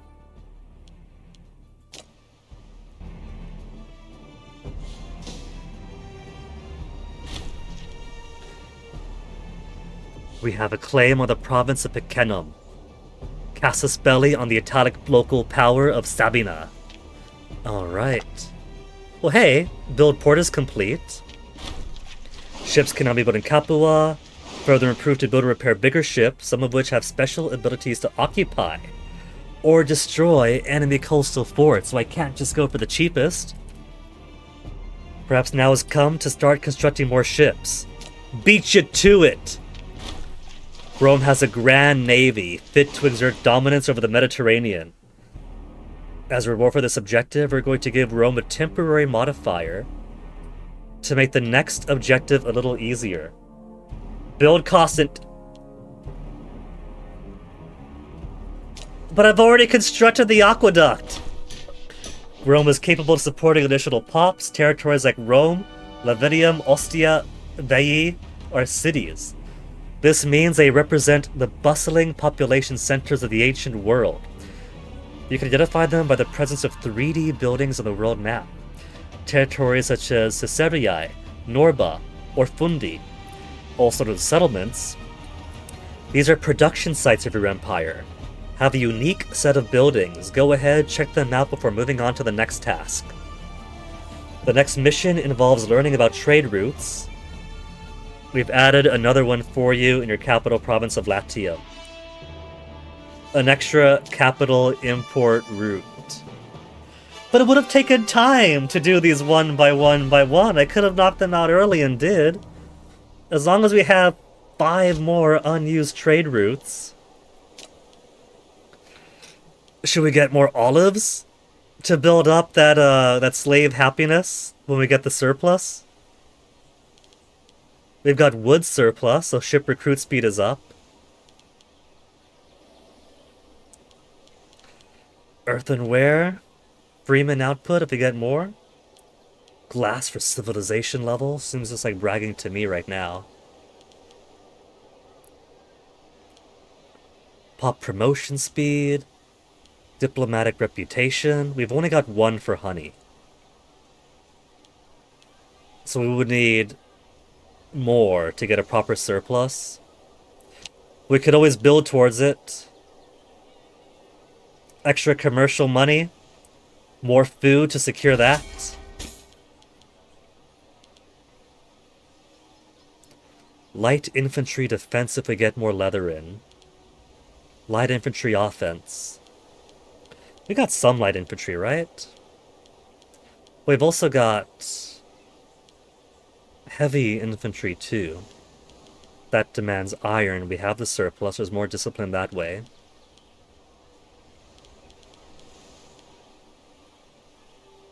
Noble happiness, monthly tyranny down. Build costs down. We've got slave happiness.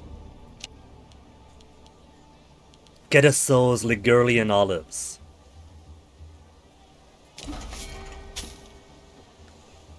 Entire country gets the following benefits. National slave happiness. We have the surplus. So the green isn't just we have those trade goods in our country. It's a surplus. Yes, no. Slaves happier, we got more olives.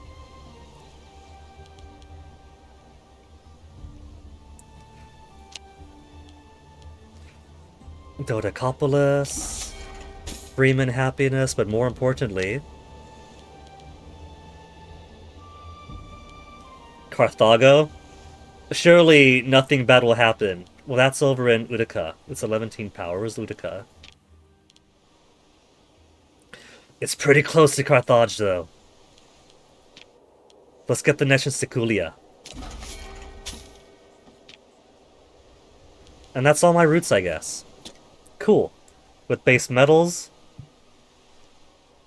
we've got the light infantry offense. That's all my routes.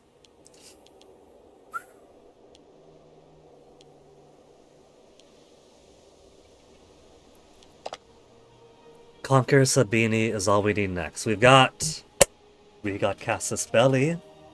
Open Sabini's diplomacy screen again. Select Declare War.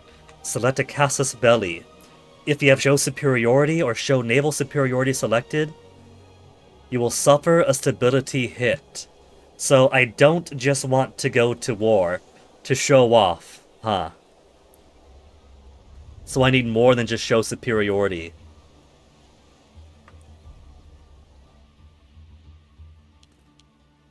Etruria's looking pretty big.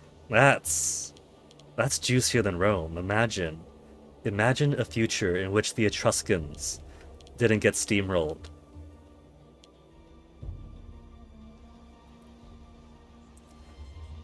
Once you have sieged their forts, occupied their territory, right-click on their nation to open diplomacy, sue for peace. Okay, so first things first, declare war. The Sabinians don't like me at all. Romans love what's going on here. Declare war in a country the same rank or higher. 5 approval from populares. Click to pick a goal to fight for. While at war with a nation, you can move your troops into its territory, occupying its provinces, demanding them in return for a peace. You conquer enemy provinces. Unless you have a Casus Belli, your stability will suffer greatly. So you need Casus Belli. I have allies! Oh, that's nice of them. I wasn't even paying attention to that. So they've got their own allies in Umbria and Picentia. They didn't tutorialize how you should make a whole network of allies. I've read that in the various how-tos and whatnots. I didn't do like a deep dive into how to become an Imperator Rome Pro, just like beginner guide kind of stuff. What's a decent strategy for certain, like surface level strategies for certain, like hard starts. And everyone seems to agree, make allies everywhere. As soon as Rome moves a muscle, you jump on them and all of your allies beat them up and then you're safe to proceed.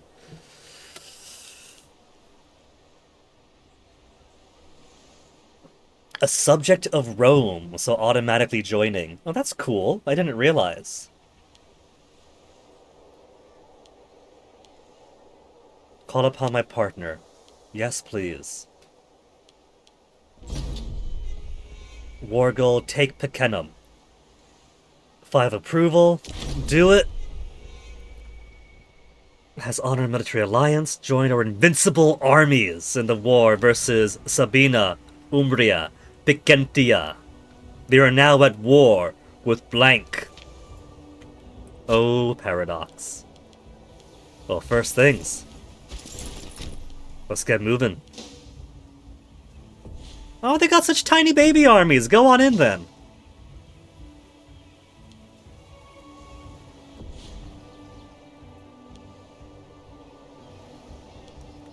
So, red is enemy, blue is ally, yeah?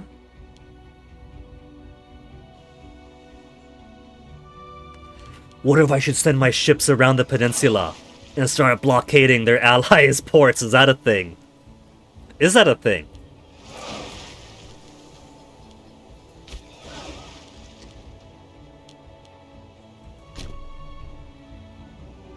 Naval distance 1014 is not within naval range. Stay home. Now, is this gonna be like Crusader Kings 2, where I can give orders to my allies to attach their units to my units? Or is this gonna be like Crusader Kings 3, where they're like, they've actually said this, our AI is so advanced, you don't even want to issue your allies commands. They are very smart and will do everything on their own very intelligently. And so you have a very big fight going on here that could be won if your ally helps out, but they're dancing around supply, so they're just going like this back and forth while you get slaughtered. It's between the two games. How smart's the AI here? We got automatic. We could set them objectives. Attachments not allowed. Click to allow other units to attach to this unit. Yes.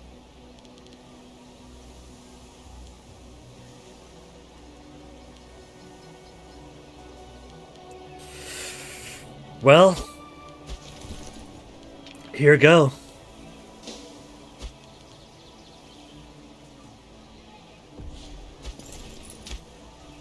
So, I have him sitting down here, right?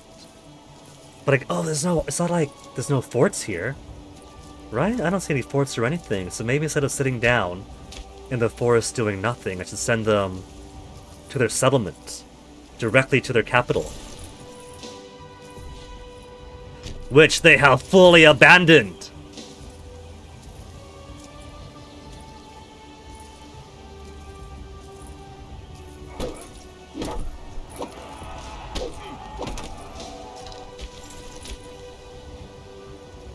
Siege phase timer. Yeah, that was missing over there.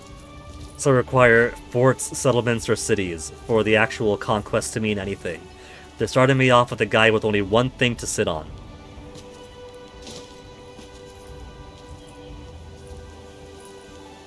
I could order assault, plus 51%. Where's the overall timer of the siege? Fort defense plus 17. Siege phase timer is in 25 days. So I guess a 28% in the middle of the diamond is how close we are to completion.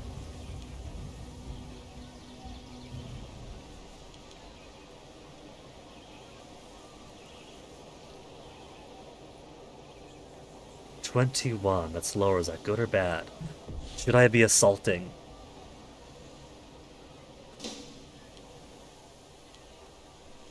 It looks like they've taken over. Yeah, occupied by Umbria. My guys are doing jack squat. Could I tell you guys to do anything here?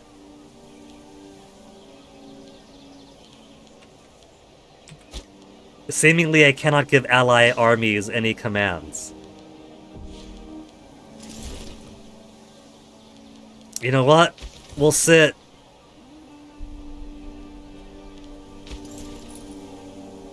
The smaller group could sit in siege. The bigger group will go attack. Get some war experience in us.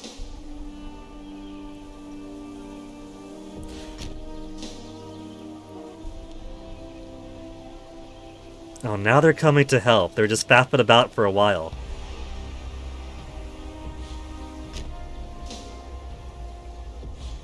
Is that unit lock?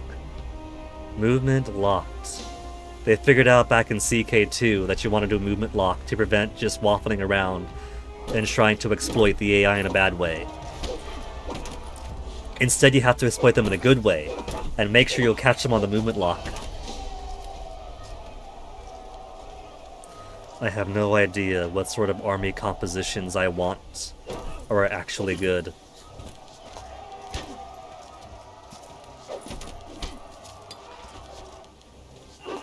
Oh, game speed is locked onto speed 2 during combats? Okay. So, they lost that little. We lost all those. 4,120 of our troops were killed.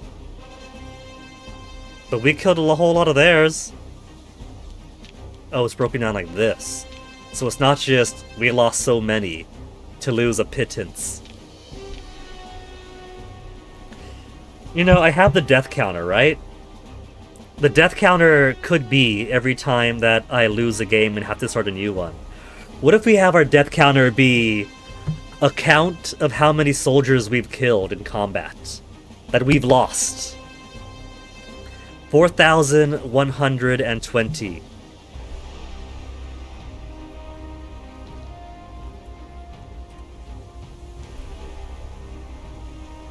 Or is that too ridiculous? Because I have to manually add it in every single battle, and that could start building up as the game goes on if I actually play the game and not just a tutorial.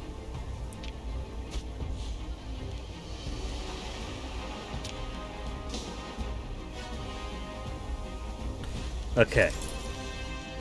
We've cleared that open.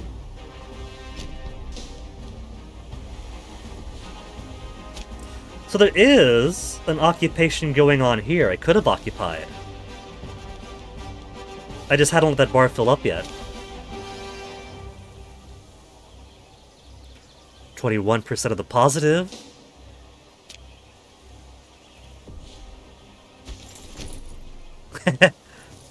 Is that... one something, one pops died? Maybe occupying the hinterlands isn't a good idea after all if I'm just killing off guys. More friend attempts. Quintus Fabius Julianus. Temple of Jupiter Optimus Maximus attracts travelers. I like that. It's not just Temple of Jupiter, but different aspects of Jupiter. The Optimus Maximus Jupiter. It's kind of like how in King of Dragon Pass and Glorantha in general, you got Orlanth, but there's different aspects of Orlanth that you could worship. The sheer grandeur, the Temple of Jupiter Optimus Maximus, attracts travelers from all over the region. It is not uncommon that they vacation in the area, and that large numbers use this as their destination to revel in the glory of our wonder. No, not let our divine monument hated by foreigners, more stability, but less happy population cause xenophobic. Nah, let them see our glory. Those foreigners are coming in, and they are seeing the majesty and the splendor of Rome. Let them awe in our exclusive monopoly of Jupiter Optimus Maximus. A monetary gain, gain popularity, gain money, lose 5 stability. I've got 72. Our wonder is meant for the people. They are free to come. What is that icon? Is that population there? Is that 500 more people? Is that Freeman? Is that like specifically...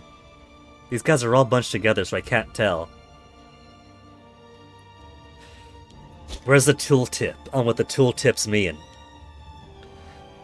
Gain tyranny by saying that people are free to come. Nah, make it monetary. More popularity, more cash.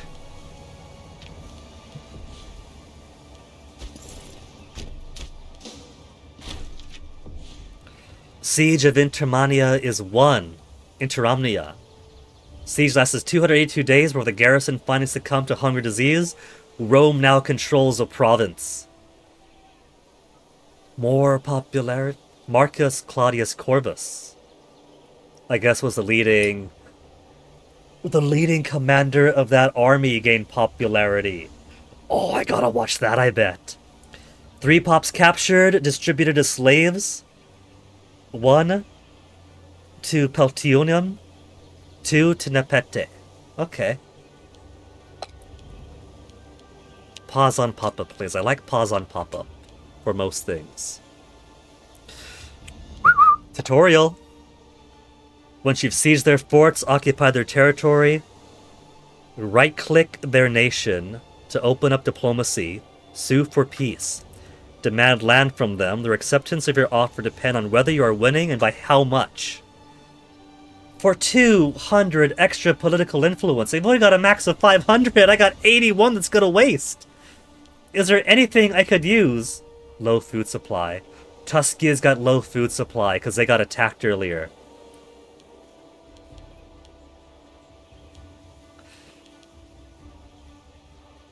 Okay, what could I spend my political influence on again? There's laws, but I like the laws that I got. Divine Sacrifice costs cheaper. Election term duration. Manpower recovery I feel like I need after war. Export value, import value, anti-piracy. Fabricate claim. Manpower recovery, levy size multiplier. Monthly war exhaustion down, levy multiplier. Oh well, it's tutorial. I don't gotta min-max the political influence anyway. Sue for peace. So what should we demand? Sabian is all I need right now. We haven't even occupied their other capitals for their allies, so we can't do anything with demanding things from them. Demand. Picenum, demand Tuskia. The cost of 20.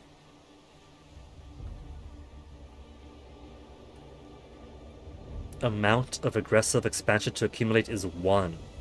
Bellicose stance and Cassian reform makes it cheaper. So there's a cost. How much is my currency? Because I see an 18 at the bottom, and I assume that that's the currency I have to work with.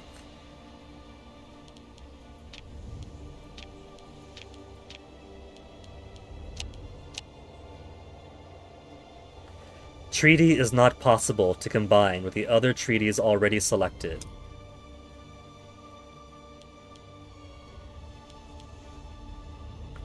Yeah, because we got 18. But the requirement is 20.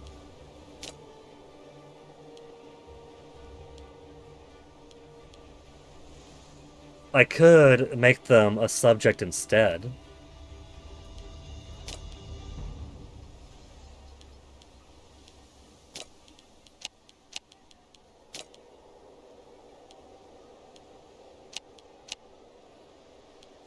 Oh, that's more expensive if I do it territory by territory.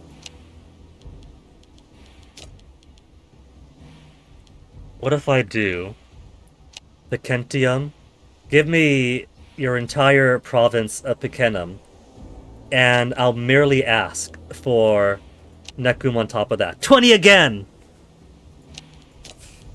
They know their math. I can't weasel it out of them. Tributary of Rome.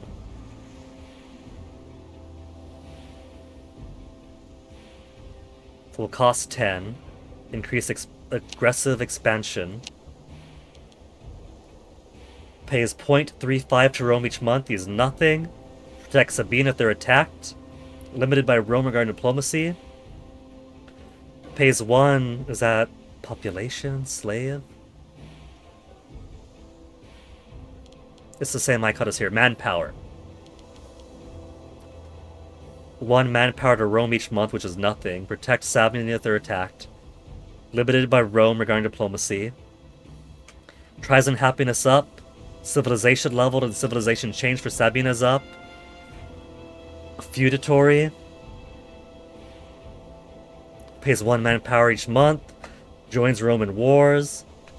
Can be made an integral part of Rome sometime in the future.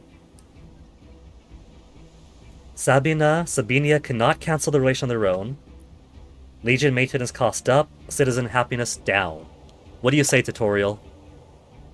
Conquer the Sabini.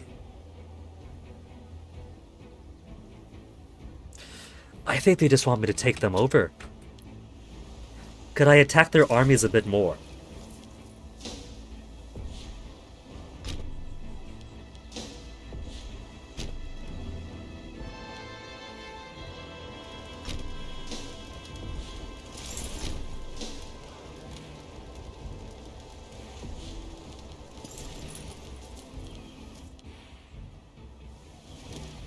Hey, what color is your flag? Green, is it? So these guys, these guys.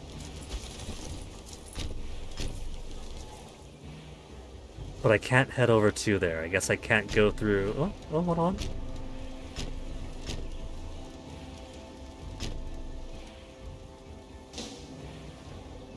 You letting me or not letting me?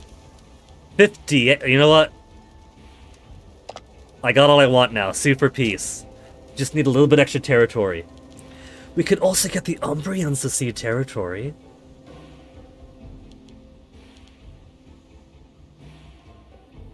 That's going a little bit beyond the scope of the tutorial. But it could also be beyond the scope of my abilities. Since Imperator Rome isn't simply a game about taking over territory. You gotta manage the population happiness, you gotta manage their food, as my Tuscany territory is now figuring out.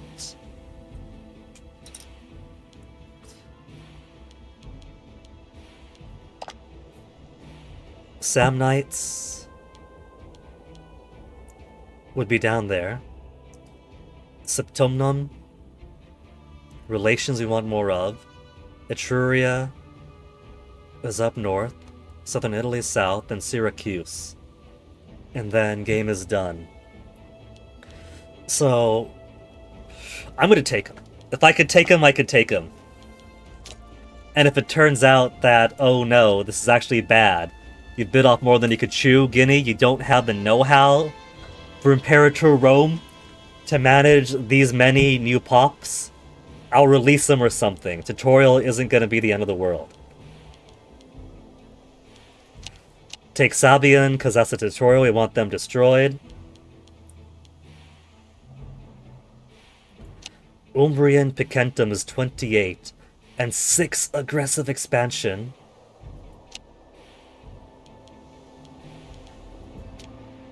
That's most of Picentium.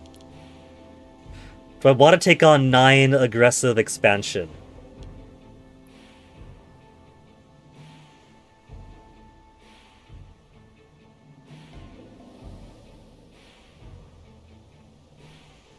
Monthly change is only 0.12, so I might have to wait for a while.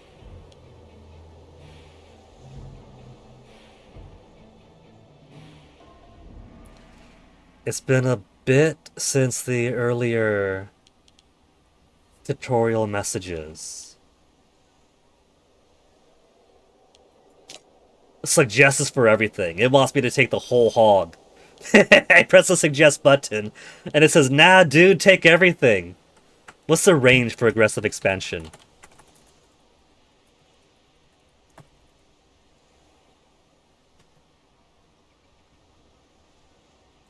Aggressive expansion, Imperator Wiki, state aggressive expansion, redirection.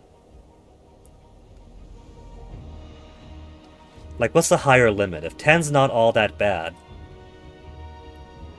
Each point of aggressive expansion has the following modifiers. Minus 0.2 claim fabrication speed. Minus 0.25 loyalty of subject states. Minus 0.0075 monthly stability change. So I'm building up decimals. And each aggressive expansion beyond 50 also has the following effects. Each point above 50 lowers integrated culture happiness, increases aggressive expansion impact, so worse makes it worse makes it worse. Less monthly political influence, costlier divine sacrifice. Okay, so 10 isn't gonna be bad. 50 is when things start to get nasty. Sabian, I eliminate. Umbran, do it then. Give us the whole potato. Increase my rank to regional power, am I sure?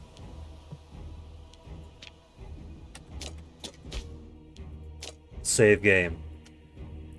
Save it as itty bitty baby tutorial. Because maybe if I'm a regional power, I'll no longer have the ability to make relations with Septumtum. Like, this is a game where you want allies. It's not just Crusader Kings, where you get your strong retinues And you're building up your provinces to max out buildings to get even more levies, which you could afford, unlike in CK2, to eat up some of the combat cost. Let's take everything there is.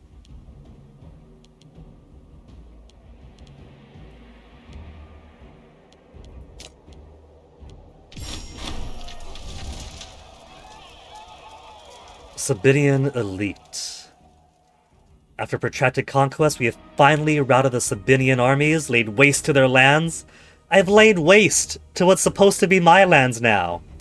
During the sacking of their capital, many important prisoners are taken, many of them having previously held important positions in the Sabinian clan council. They are languishing in our dungeons, waiting whatever fate we decide to impose upon them. See, this is a kind of paradox prose that Imperator Rome seems to share with Crusader Kings 2, and that is, it describes the scene. It gives you the situation. Maybe there's a bit of excitement. Maybe there's a bit of, like, ceremony to it. But at the most basic, it tells you what is happening, maybe who is saying it, and you make your decision. So if you want to roleplay the game, you're deciding how your character feels, what your character is thinking, what they're weighing. In CK3, it's basically the Scholastic Book Fair. It's like a mini novella telling you exactly what you're doing, exactly what you're thinking, exactly what you're feeling and saying, and what everyone else is thinking and feeling and saying. And so you're not role-playing. Crusader Kings 3 is not a role-playing game because it's not like this. It's a dictating what you are doing at you game. This is role-playing. This is, here's a situation. Guinea, how does this sound? To your Rome, to your ruler, to how you feel the situation is. It's not telling me how I feel. This has more role-playing than in this little event right here, in 2 paragraphs, than the entirety of all the events in Crusader Kings 3. Just because there is more put in the player hands, it is inherently playing the role. Enemies deserve no quarter. Sabellian culture gains annexation, massacred nobility, less culture happiness.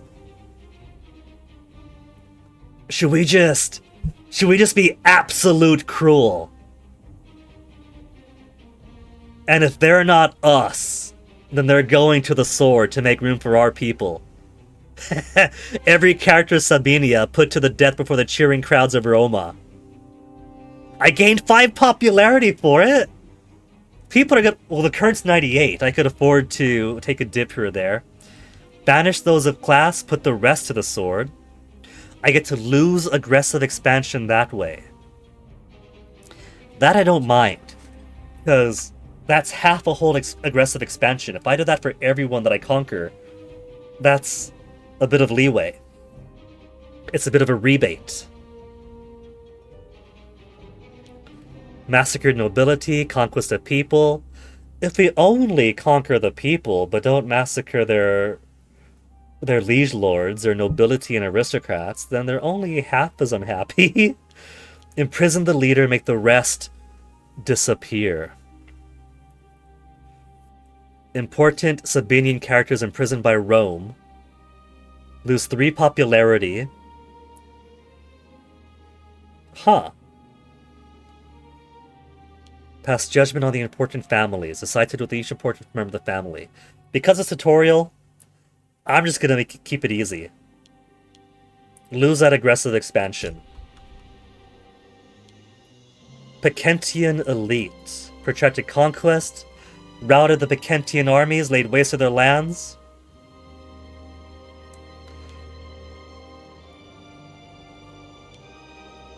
So, for the Picentians, maybe there's more of them out there somewhere.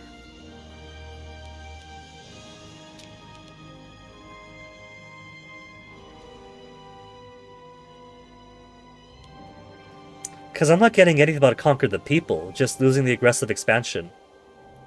Not that I'm complaining.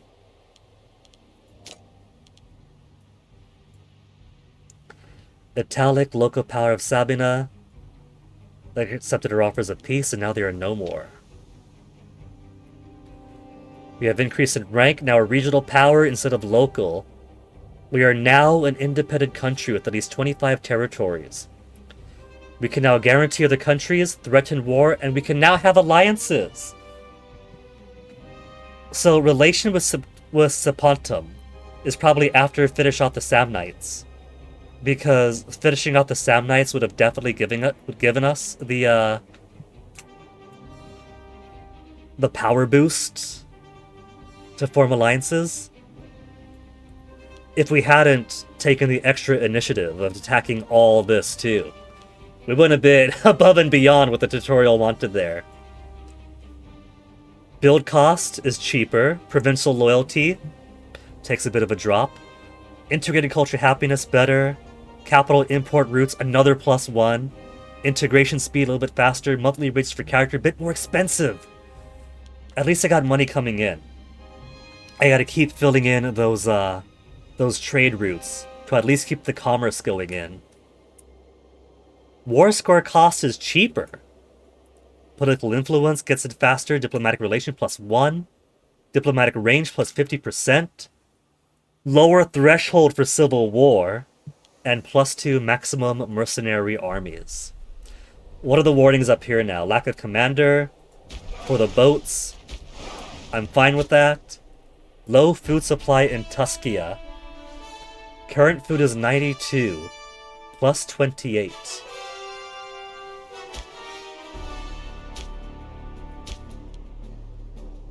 Out of 100. So it's not that they're low food. They're not low food.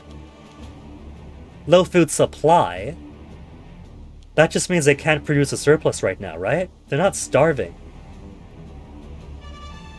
Changes by 2.58 each month. So they'll be back up to 100 pretty damn soon. And they consume 49.2 food every 12 months. So they're going to build back up to maximum.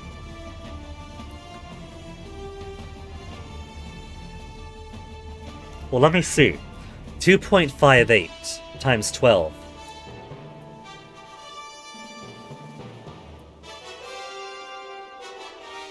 5.8. Not 5.9. 5.8. Is 30.96. So, if they're producing 30.96 across the year, but they're producing 49.2, then that is a deficit. Starving populations. Prisoners abroad. You know what? It's been about 4.5 hours, right? So what's the situation of the world following the tutorial?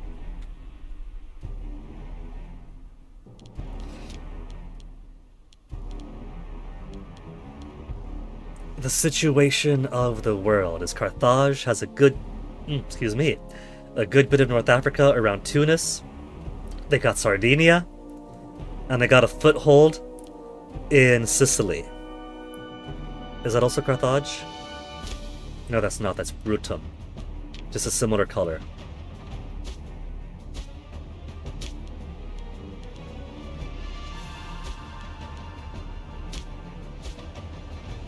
Rome is quite possibly too big now. And after conquering some rural lands and getting our own rural land conquered, farmland conquered over there, we got some starving populations. So, we've conquered the Cibini. But now I have to worry about extra pops, I gotta worry about starvation. And now we gotta finish off the Samnites, make relations with Sapuntum, destroy Etruria, conquer southern Italy, conquer Syracuse. Tutorial itself is going to be a few days long. Conquer the Sabini. Great job, you have pacified the Sabini, conquered their lands. There are numerous additional intricacies to waging war, which you will pick up as you play the game. No, teach me! Many of these are optional, such as unit position and battle tactics. Take a look around the unit selection screen if you want to get acquainted. 200 political influence and Sabini unable to rebel for 10 years. They're giving me a 10-year wiggle room.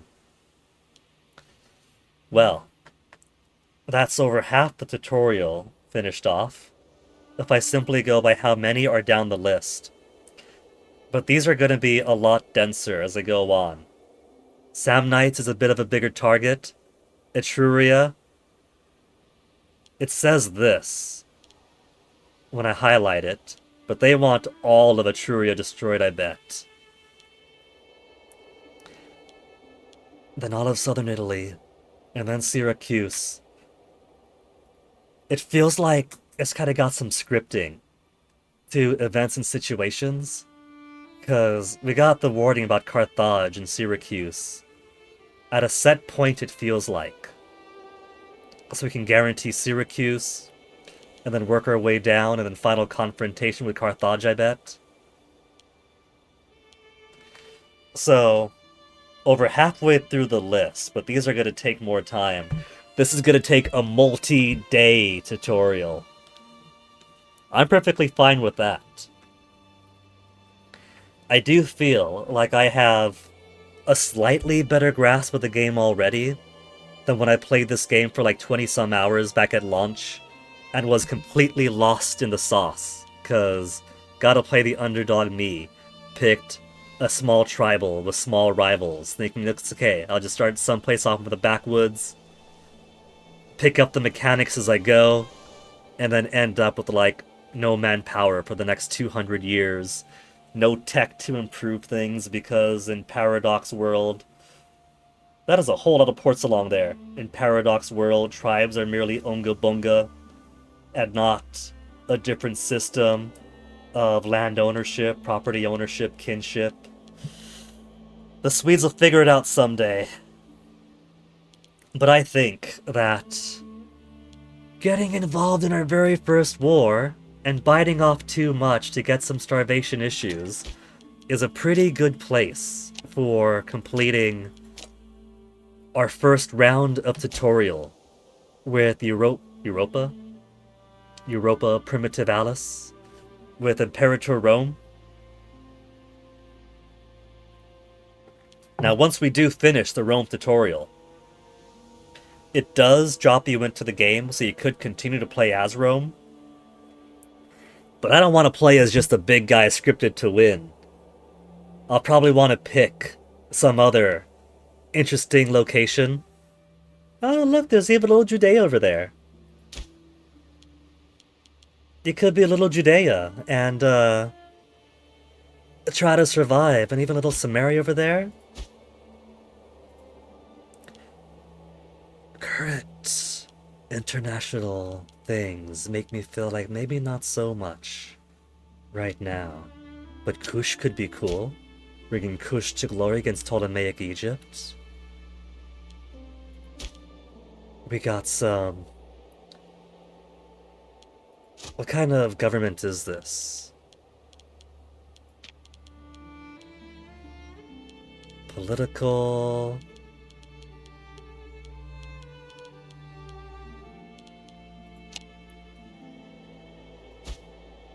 Green is settled tribe. We got some, like, pagan Arab era interesting starts around, like, Oman and such. A bit over in Yemen that could build their way up to become regional powers, either in the Indian Ocean or the Red Sea. Epirus could be a fun start for a smaller thing that's already a bit settled. Some big rivals to the east. We got mountains in the way. And there's a masochistic part of me that really wants to play as Syracuse in the shadow of Mount Etna.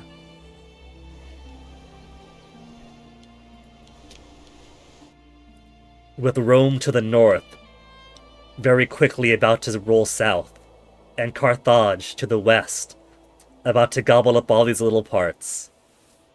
I'm super tempted, but I hear that's kind of like a, You gotta be good at the game to survive a Syracuse. But you know, starting as a small guy, or at least a medium guy, is infinitely more interesting than starting as someone who's already got an empire or a big kingdom. Kush is alright, because it's mostly like it's a lot of territory, but there's a lot of desert, so it's mostly all of your stuff up and down the Nile. So you would have to either pinch this off before the Ptolemies get to it, or start working your way on down this river, down this way. I say this river because I'm not sure if the Nile continues down to the left or to the right. But continue on down this river, and then you work your way up the coast. So Kush could become a major power on the Red Sea. Before having a nice big confrontation against Egypt. So that could be fun. Those are all a whole lot of potentials. I have to actually finish the tutorial first before I even consider what might the actual playthrough be. Could be Macedon. Go ahead and accept this bigger start. Unite the Greeks, whatever. Could be the Etruscans. Make a bunch of allies. Push back against the Romans.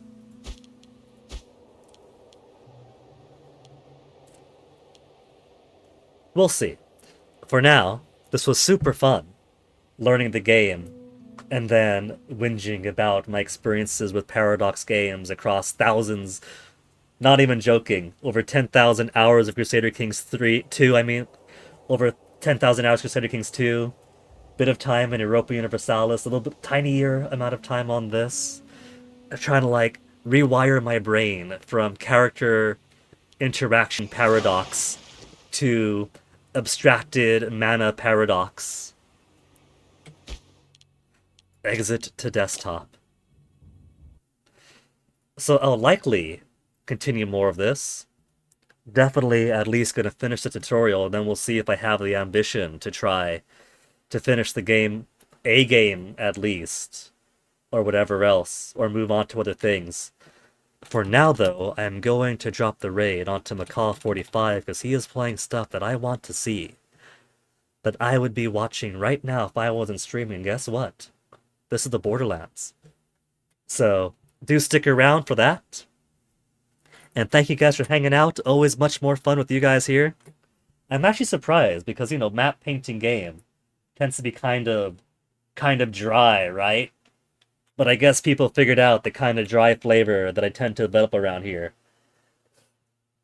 So hopefully you guys enjoy my exploration of Imperator Rome. My second chance at it. So yeah, thank all again. Stick around, and I'll catch you later. Take care.